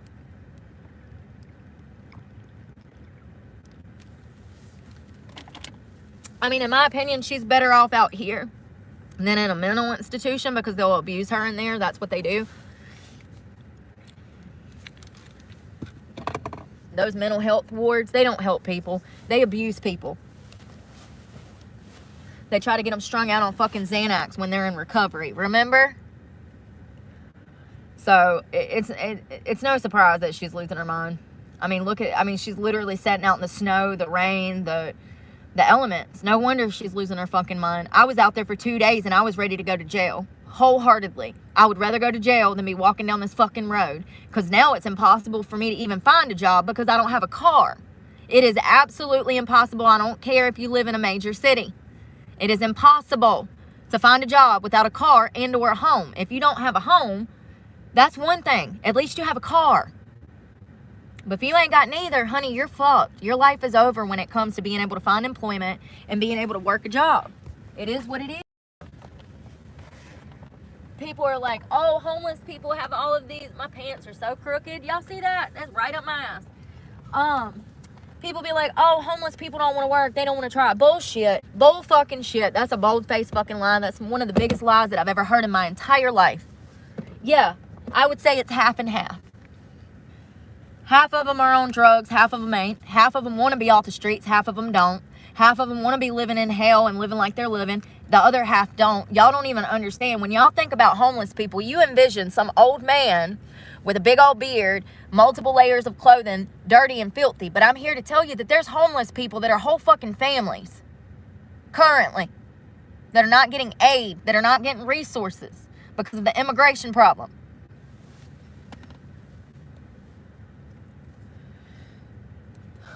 It's not just old men. There's women and children out here that are homeless as well. And specifically women and children that I'm talking about. But like, I don't know. I'm saying that like society has this picture of who they think homeless people are. And I'm here to tell you it's nothing like you envision. Look at me.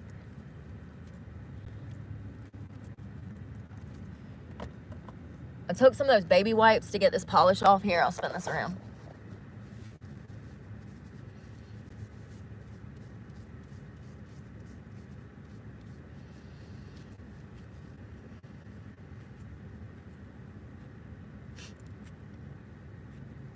Yeah, it's a shithole. Imagine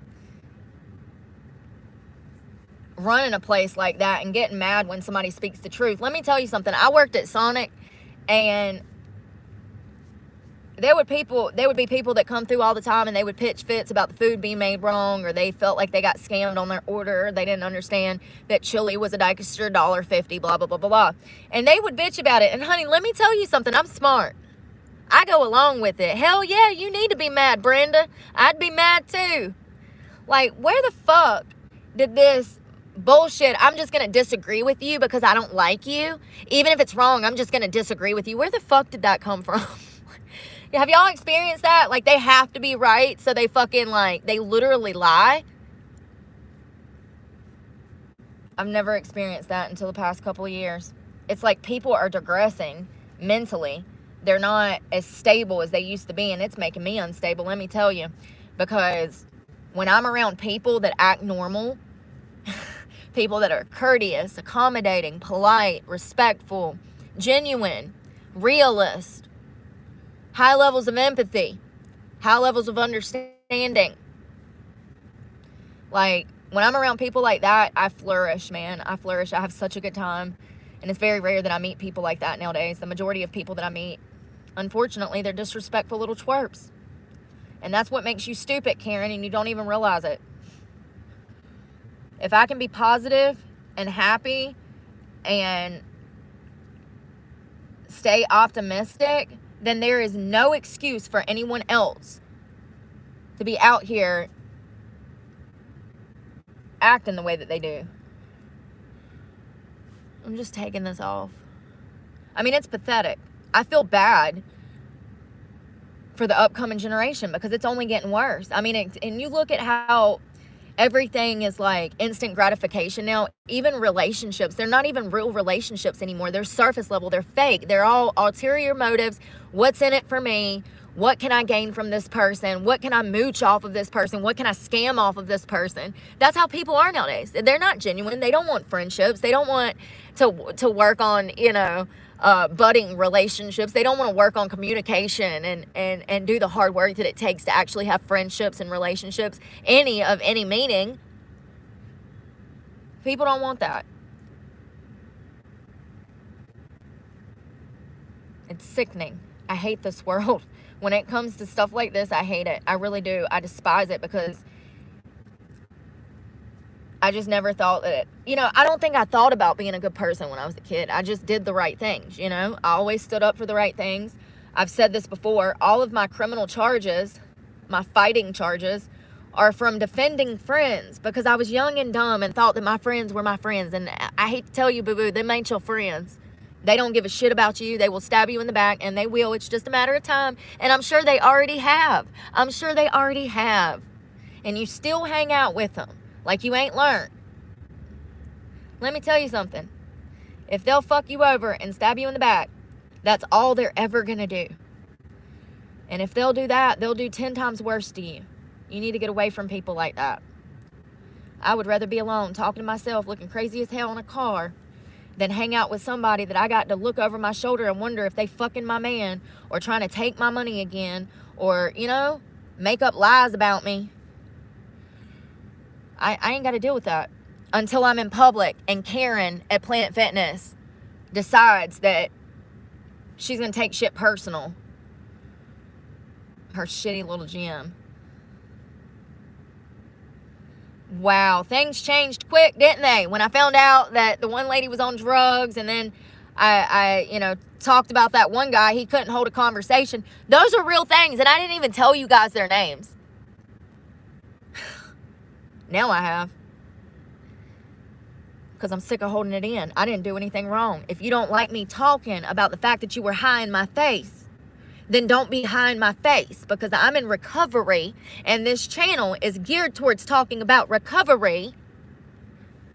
And I'm going to tell people. Ain't it crazy? I never thought that it would come to the day that I would be standing in a Planet Fitness looking at some high fucking worker. I mean, I just, saying, girl, I hope you get clean. Like, seriously. And then she's like, oh, I got a 13-year-old son, and my heart fucking dropped. I don't know if y'all saw her today, but she was the one with the pink hair and the pigtails at 45 years old. If that don't tell you anything, it should.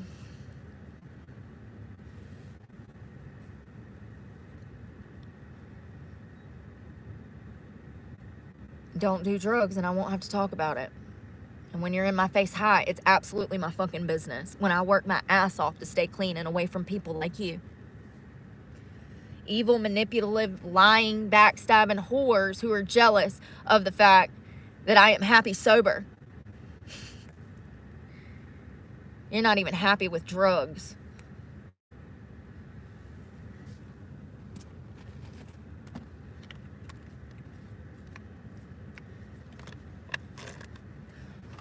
So I'm still trying to determine which gym I want to go to. I know it's going to be in a pain in the ass to set this shit up, and I might have to withdraw money out of my First Citizens account and then go deposit it.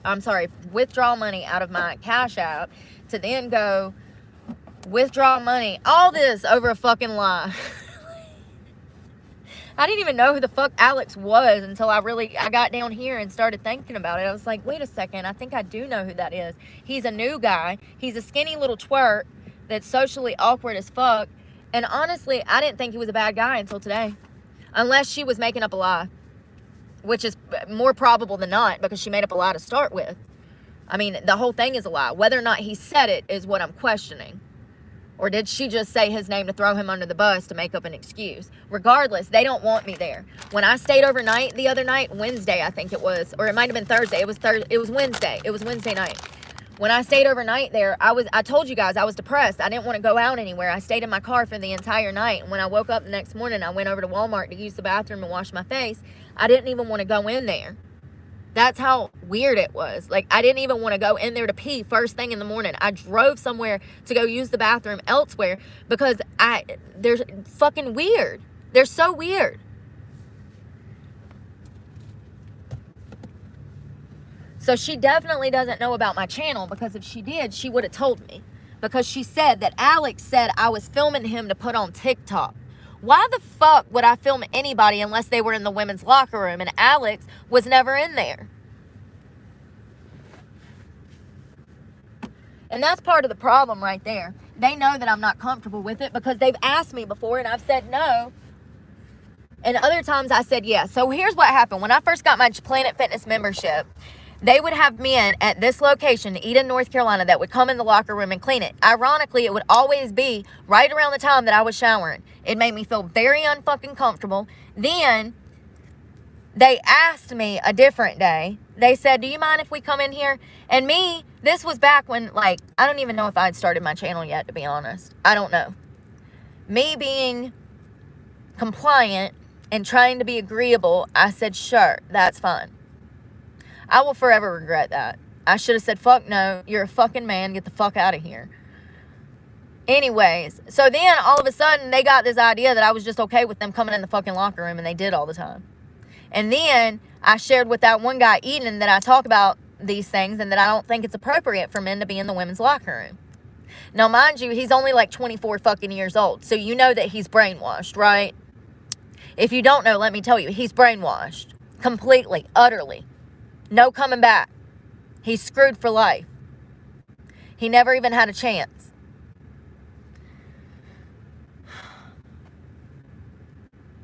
So I told him, though, that I was not comfortable with it. So I'm sure that that turned over a bad leaf, seeing as how most of these young guys that are, I mean, even in the South, you guys, we're seeing this. I am in the most bumpkin freaking sticks area. It is Madison, North Carolina. It is literally on the Virginia line. It is nothing but woods. It's a food desert. There's nothing out there. And it's one of those towns where the Planet Fitness is where all of the flamboyant, gay, you know, leftist, woke people hang out. Planet Fitness is a hot spot for lefties.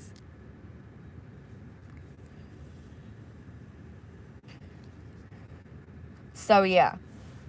That's probably what this is about, more than likely, is the fact that I talk about political things online. They don't want me filming in there. She was butthurt that I was talking about her shitty gym equipment. I asked when they were going to fix the Wi-Fi, and the girl answered me. That was the one that was on drugs. She's the one that answered me. That's who I was talking to when I said, when are they going to fix the Wi-Fi? You know, I'm in here trying to work out, and I can't even listen to my music because the fucking Wi-Fi don't work, but yet I pay for a gym membership. How about we cut through all the bullshit and I go to a 24-hour gym that I'll have access to around the fucking clock, and I ain't got to worry about no bullshit, and they'll make sure to post when they're going to be closed for the fucking holidays so that I don't go 3 days without a fucking shower because your workers don't know how to do their job. Real story, it happened last year. I drove through 3 states during Christmas and there was no Planet Fitness open. Was there a warning? Was there anything posted on the door? Anything? Was there anything on my app, my Planet Fitness app, that's also important that I have to have my membership? Was there anything posted on there? No. Do you think they give a fuck about the people that are homeless and actually rely on that to wash their ass? No, they don't. They don't even want them there. So much for the judgment-free zone. I'm gonna rename it the loser zone. The meth zone. The meth head zone. Y'all, my britches are getting on my nerves. They keep turning around on my ass. The meth head zone.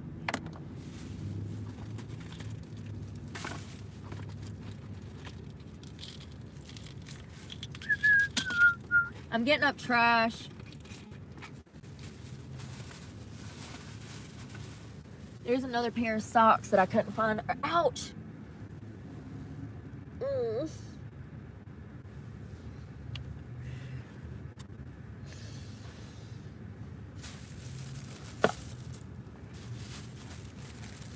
I forget I have fingernails now.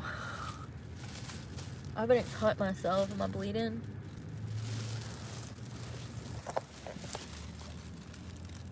Jeez Louise, girl. I can kick my own ass. I can kick my own ass.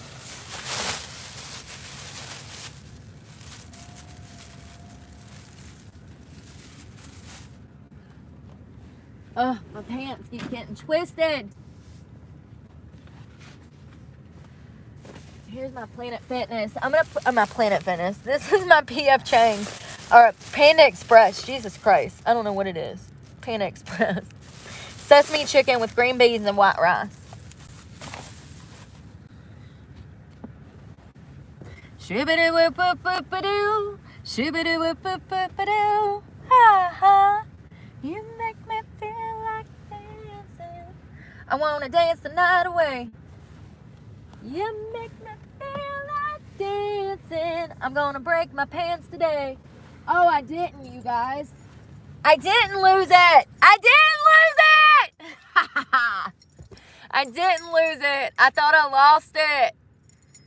I had shit flying everywhere. I was trying to get the fuck out of there before I turned around and cold cocked that bitch.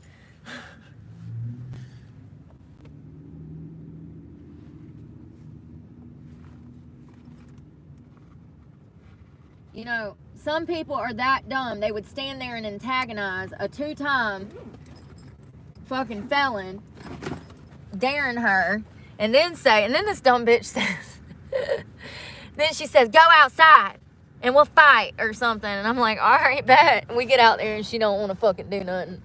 Typical fucking fake bitch. That's how they are, y'all. That's why you have to stay away from people, because they will try you and put you in horrible situations. And if you're anything like me, bitch, if you're anything as real as I am, you got to say no. You got to get away. You got to literally isolate yourself from that kind of stupid. Maybe a better gym is what I need. A more high-end gym where people are actually concentrated on working out and they're not hyper-fixated on me. See, that's what I'm saying. I get in there. Old guys are chasing me around the gym. I swear to God, they're trying to smell my sweat. Like, why are you getting that close to me? I need at least an arm length.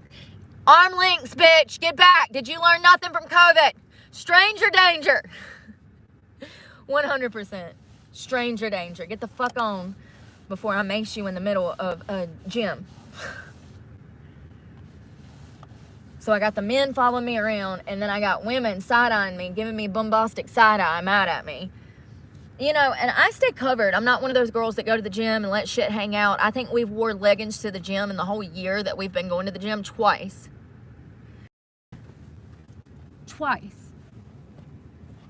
I'm not even a leggings type of girl when it comes to the gym. I'm very respectful of myself and other people. And also, I pay attention to how people behave. And I've seen married couples in there, y'all. They get so mad. Like, if the guy even, like, looks at you, the woman gets all upset. And, like, it's a whole thing. And I just try to be mindful of the fact that people's marriages are falling apart. Their marriages are falling apart. You know, I'm not trying to add to the damn divorce, okay? Y'all remember when I told you guys that I'll see, like, couples outside of, like, Walmart or Target or whatever, and like it'll be like a man and a woman, but as soon as the woman sees me, she immediately grabs the man's hand, like, oh, this is my man, he's mine. Like, girl, do not flatter yourself. Nobody wants him. I'm surprised you want him. Oh Lord. But I mean, that's a sign of an insecure marriage, like, absolutely. There's a definite, like, there's a way that it happens that I'm not really putting into words really great, but what it is it's a lack of self-esteem. You know, if you need to grab your man's hand for comfort when passing by a pretty girl, you might need to reevaluate where you're at mentally, because your self-esteem is lacking. And if you've never experienced this, well then, I don't know. Brooke. Oh great, my charger broke. Wonderful. It was a fast charger too. I'm pissed. Stupid bitch.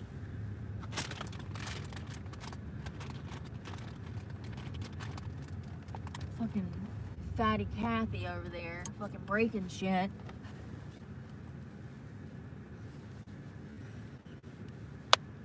I bet they're all on meth. I bet they all are. Because that's how it is, honey. And that one bitch was so high on pain pills. There's no denying that. There's no denying it. Oh, Brooke. God, Jesus, help me. You gotta plug it up, girlfriend. Yeah. But why get so offended over something that's supposedly not true, though? Huh. That one boy that tried to talk to me, I straight up told him, I said, you're not very good at communicating, are you? I guess he got offended by that. He got butthurt. I even said at one point, I said, well, this went south very quickly. Shit, I'm a realist. What you want me to do? Honeycoat it? So he goes around and continues to treat women like he was trying to treat me? Hell no. Give him some guidance. You don't know how to communicate, sir. You probably ain't ready for a girlfriend, sir. If you can't have a conversation, you don't need to be with a girl or a man. Some of you bitches out here don't know how to converse either.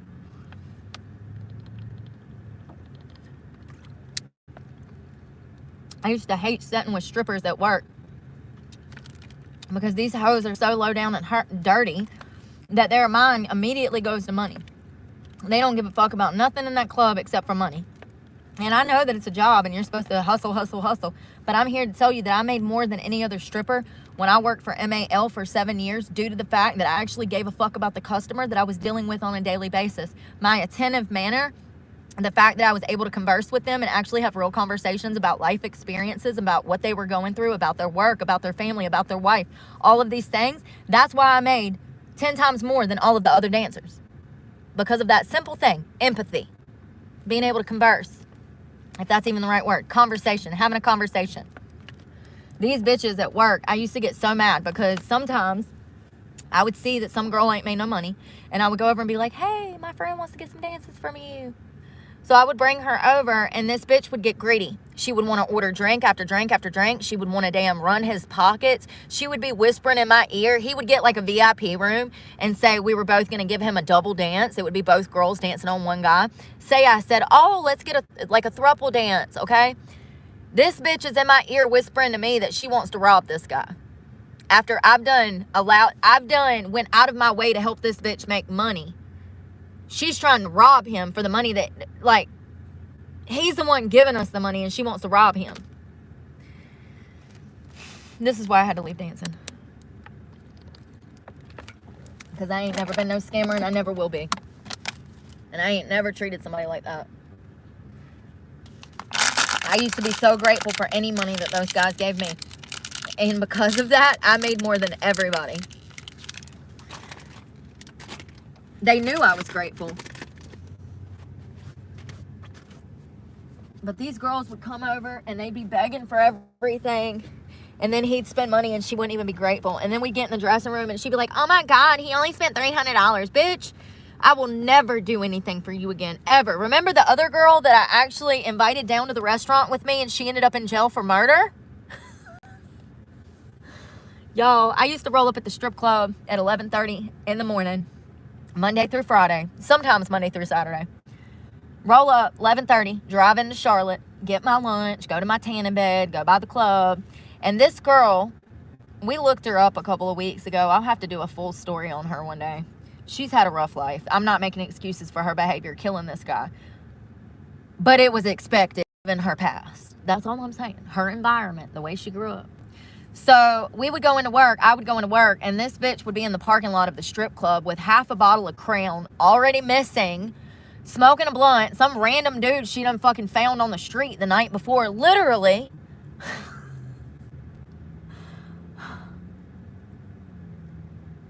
Ready to go back to work, and the bitch did not even wash her ass. She been up all night on a bender, didn't even wash her ass, and was back in the club the next morning ready to go again. So she was that type of girl, okay? I used to be wild, and I've had some benders, don't get me wrong. But I never turned bending into a full-time career. And she was living a full-time bending career, okay? She was destined for jail's institution and death. You could see that from a mile away.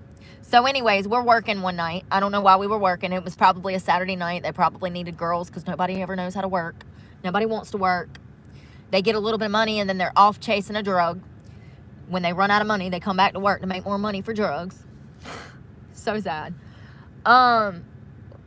It's a Saturday night. It's Friday, Saturday night. I remember it being night. There's a bar, restaurant below the strip club. Uptown, it was the Gentleman's Club of Charlotte, which is in a shopping complex off of South, I don't know what road that is. South Tryon, I think. Anyways, it's a shopping center with all these little businesses, and the strip club is nestled right in the middle. There's a vape parlor, a massage parlor. Yes, they did happy endings there. Listen, I ain't never even stepped foot in it. There was a sex shop, another bar, and this bar was primarily African-American people. When I say primarily, I mean that there would be 2 white people in the whole building, me and the manager. So it was a black club, all right? They get to hopping on the weekends. They had private security. It would be people out the door. There was always at least one shooting every weekend. You know, typical urban nightclub. But during the day, it's a restaurant. And midnight, before shit gets wild, it's still a restaurant. They're still serving food. So me and my homegirl took a break from work. It's like 8, 9 o'clock at night. We walked down there. We're going to get food. I don't know why I invited this bitch to come with me. I should have knew better. This is the girl that's in prison for murder. She was a stripper. I invited her to come with me. Big mistake. We get down there. She's dropping the N-word. She's a white girl. I'm embarrassed. It's all black people around. I'm like, this bitch is going to get me murked. And I remember when she let that first N slide out, I remember I got chill bumps. I viscerally had a reaction. I was like I remember about to take a shot and this bitch pops out the N-word. And I am covered in chill bumps, and I'm nauseous, and I'm gagging. And then I remember I set my shot down, and I said, do not say that again. And she's like, oh, girl, it's fine. I'm half Mexican. I said, oh, my God, she's going to get us fucking murdered. Like, yo. And my friend who's tending bar, who was the manager, I remember telling him he could hear it. I remember the look in his face. I remember how I felt. Like, this is a urban nightclub like Onyx, okay? And this bitch is in here screaming the N-word. And it don't matter which way, because she ain't supposed to be saying it. And ain't nobody supposed to be saying it. It's a horrible word. Nobody should say it, whether you're white or black or Mexican or whatever. It's a nasty word. It's not okay. So she says she's Mexican. I said, please stop saying that. I'm like begging her at this point. I'm like, girl, please, I'm about to walk the fuck up out of here. I think that's what I told her. Like, I will leave your ass right now. And she's like, no, it's cool. You're tripping. And I'm just like, oh my God. We get her food. We walk back and I never talk to her again.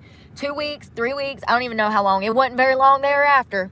They said that the bitch was arrested for killing her sugar daddy. So he went missing over Thanksgiving. His family was looking for him. He never showed up for Thanksgiving dinner. They then took the cops over to his house, which is a luxury apartment in, I do believe, Hickory, North Carolina. Luxury, like when I say luxury, like $1 million fucking condo. This place was to the nines, honey. And they kick in the front door. His car was missing. Come to find out, the stripper that killed him had a boyfriend. Who would have thunk it? And he wasn't worth a damn. He was caught in this car. That was the dead man's car. And they arrested him and he wrote on the girl. He said, oh, I had nothing to do with this. It was all her. She gave me the keys to the car. You know, of course, typical Typical. So anyways, he told them where she was at. And I remember reading the article, and it said that there was definite signs of abuse on the body, but it didn't say, like, if he was beat in the head, if he was burnt. It didn't say. But it said that they had classified it as a homicide. I originally said that this was over dope money and dope. And they have not confirmed that, but also she was charged with first-degree murder, which should have put the death penalty on the table. However, North Carolina, we've actually not executed a woman since like 1987. So we have the death penalty, but they don't enforce it, honey. I wish that they would. It'd probably free up a lot of money. So the girl is arrested. I don't even think she made any kind of statement or anything. I don't remember her attorney or anybody coming forward and saying anything in her defense. It looks like they had a sexual relationship. His name was Robert. He used to come into the club. I knew exactly who he was. And when I saw his obituary, I couldn't believe that. I mean, it's wild. This girl probably gave him a run for his damn money. Apparently, he was buying all kinds of stuff for her, and she was just milking him and using him for drug money. Now, whether or not they were doing cocaine together, I don't know. But I would assume that if he was wrapped up in her like he was, that he was wrapped up in it too, because that's how these things happen. I'm here to tell you. It's crazy. It's like a strip club. You can go in and say you got 4 dudes in there and 4 girls. The dude that does coke is going to end up with the girl that does coke. The dude that has pills is going to end up with the girl that does opiates. The dude that's into drinking is going to end up with the girl that loves wine. Do you get what I'm saying? It just happens a certain way. And so for him to be screwing her on the outside and obviously paying her money to do that, one can only rationalize that they were doing drugs together, because he was known to be into the partying and be in and out of the clubs, and so was she. And she was wild. Y'all think y'all know. Y'all don't even know. Like, this girl was so embarrassing. Like, no, I just can't even put it into words. She has bright green hair, for God's sakes. Like, that should tell you all you need to know. Baby girls done went off the deep end. When you start dyeing your hair baby shit green, I'll check on you. I'll make sure you're all right. I'll dye that shit back a natural color. That's another thing. When I say things like, women that keep cutting their hair off are struggling with mental health things, I'm not saying that because I feel that way. I'm saying that because it's a fucking fact. And people take things like that and they take offense to it. Look at Britney Spears when she shaved her head. She was going through a mental breakdown. All these girls out here shaving their heads and cutting their hair short. Some of it might be for aesthetic because those hairstyles are in. They're really not. I hate to tell you they're not in. Men love long hair. Women love long hair, okay? It's sexy. It's appealing. Stop messing with your hair. But people take offense to little things like that I say. That is a clear sign to me. If your hair is falling out and you done chopped it all off, that you are going through something mentally. And I'm not saying that to hurt your feelings. I'm saying that to try to connect with you. You know what I mean? I'm trying to relate to you. I get it. When I went on birth control, my hair thinned out so bad. You know? I didn't think it was ever going to go back normal. My eyebrows, too, they kind of disappeared. And they're already blonde. When I got on that human growth hormone, my hair grew crazy. So, we go through things. That birth control made me fat. It made me angry. Y'all, I gained like 80 pounds in a year off of freaking female hormonal birth control. But do you think for a moment that doctor told me before they prescribed me that bull crap that it was going to make me bloat like a whale and no man was going to want to fornicate with me? That's the birth control. No man wants to have sex with you after you damn blow into a damn blueberry. I wish they would have told me that. Oh, by the way, your hair might fall out. You might get fat, and then nobody's going to want to mate with you.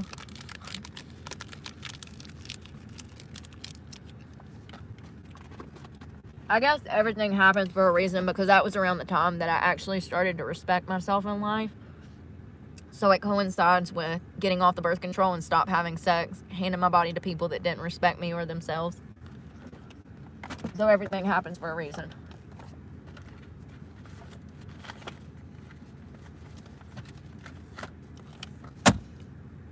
When I first got clean, I jumped into a relationship that was super unhealthy. I was trying to keep up with the Joneses. And I think I felt a lot of regret. You know, as a parent, you're always going to have regret. As a parent, you should always be thinking about what you could have done different so that you can do things different, you know? If you're not a parent that assesses your behavior and your actions towards your child, then you're not a very good parent. And so I had all of this like regret. And so I got with this guy who had kids. And honestly, looking back, I didn't like how he treated me from the start. I should have just walked away, but I didn't. Because there was this illusion of a family. And I should have fucking walked away. Because I'm tired, like that right there, like to have killed me. That whole relationship, it was the worst relationship of my life. And I had to move 3 states away just to get away from the son of a bitch. Because I kept going back. And it was because of the kids. At that point, I was disgusted by him as a human. It was the kids that I kept going back to. Never do that. Never stay because of kids. Never stay together because of kids. It'll never work. You're better off separating, getting to happier places individually for your kids. Staying in a marriage that is not happy is very detrimental to the kids because you're arguing all the time. The kids can feel that hostility. I know because I was one of those kids. I used to wish that my parents would get a fucking divorce because my dad was a piece of shit. But my mom loved him. I don't know why y'all love these crappy fucking pieces of shit. I think women back in the day, because of the social pressure of having to have a man, I think that a lot of women got married to men that they knew were no good, and they put up with their shit because of the social pressures of just looking like the perfect family from the outside. I wonder how many female family members of mine were trapped in horrible fucking marriages for X amount of decades just because of the social pressure. We need to do a manicure tomorrow. I got all the tools. I'm pushing my cuticles back. I actually like them kind of shorter. They look bigger, shorter, but like, I need to file them. I got my grandma's hands. I need to file them and shape them. Them vitamins, I noticed that my nails are thicker and my hair is healthier. Like, my hairs look so good today. Some days it looks amazing. Other days it looks like I stuck my finger in the socket. I look like Elvira from the 80s. An 80s model Elvira. It's just all over the place. And all poofed up. So I jump into this relationship. This guy has kids. I start drinking because I had just gotten clean. Can't make this shit up. You know, there's no coach, there's no resources for people that want to get clean. I just want you to know, I know that society says that there is, but there's not. There's not. Not as far many resources as we need to keep people on the right track and sober. We do not have, we don't even have specialists that know what they're doing anymore in the medical field at all, much less when it comes to addiction care and addiction treatment. I would be the perfect candidate for a job like that. It would give me a sense of purpose and bring my life back to a normal schedule. And, you know, like, that's what I need in my life right now is some normalcy, a schedule. Like, maybe I was thinking today, I was like, maybe I should do in-person classes at the college instead of doing online this coming semester. Maybe that'll get me out of my shell, but that might also cause me more problems. People don't like me because I speak truth, so... People take everything personal.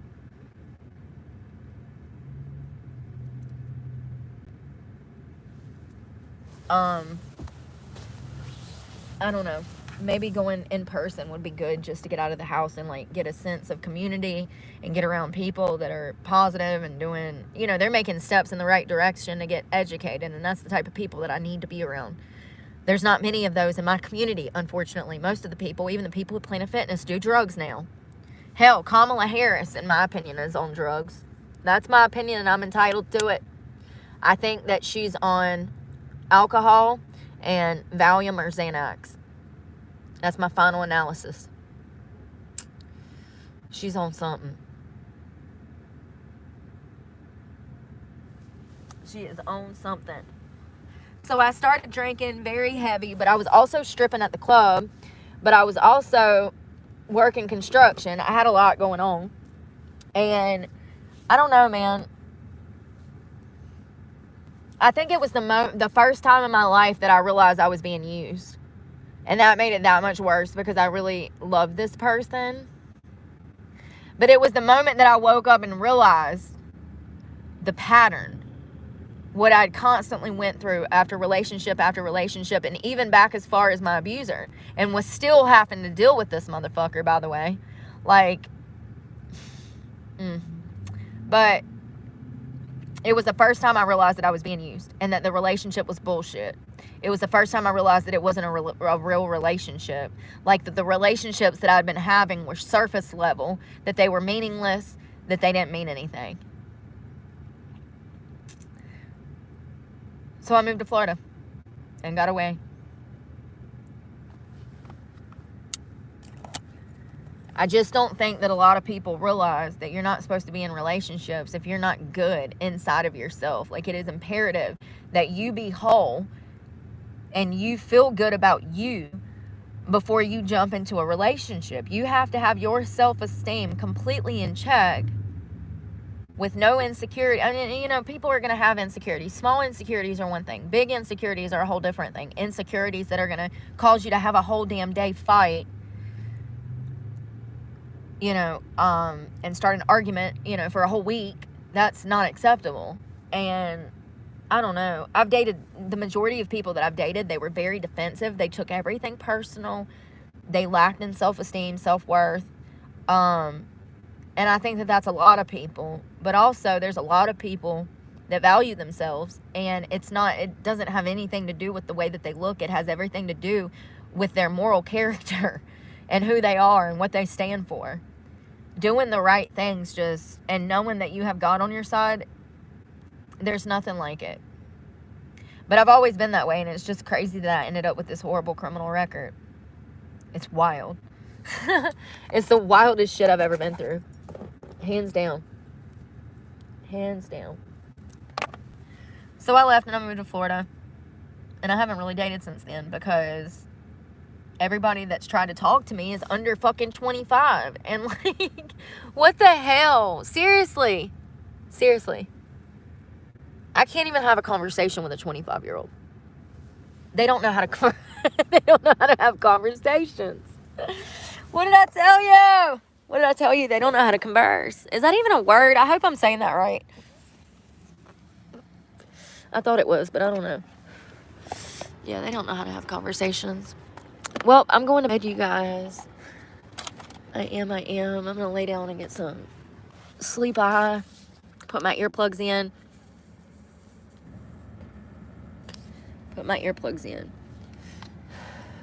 I hope y'all have a good night.